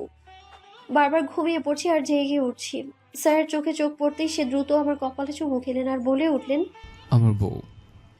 মুহূর্তের মাঝে কেঁপে উঠলাম। বউ আমি তার, আর সে আমার স্বামী। মুগ্ধ নয়নে তাকিয়ে আছি আমি তার দিকে।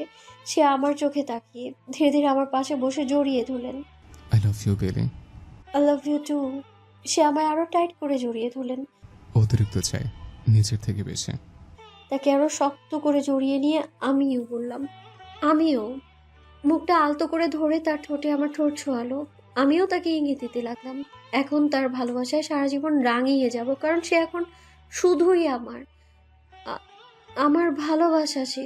অতিরিক্ত চাই যে তাকে, আমি শুধু তাকেই চাই, সারা জীবন চাই।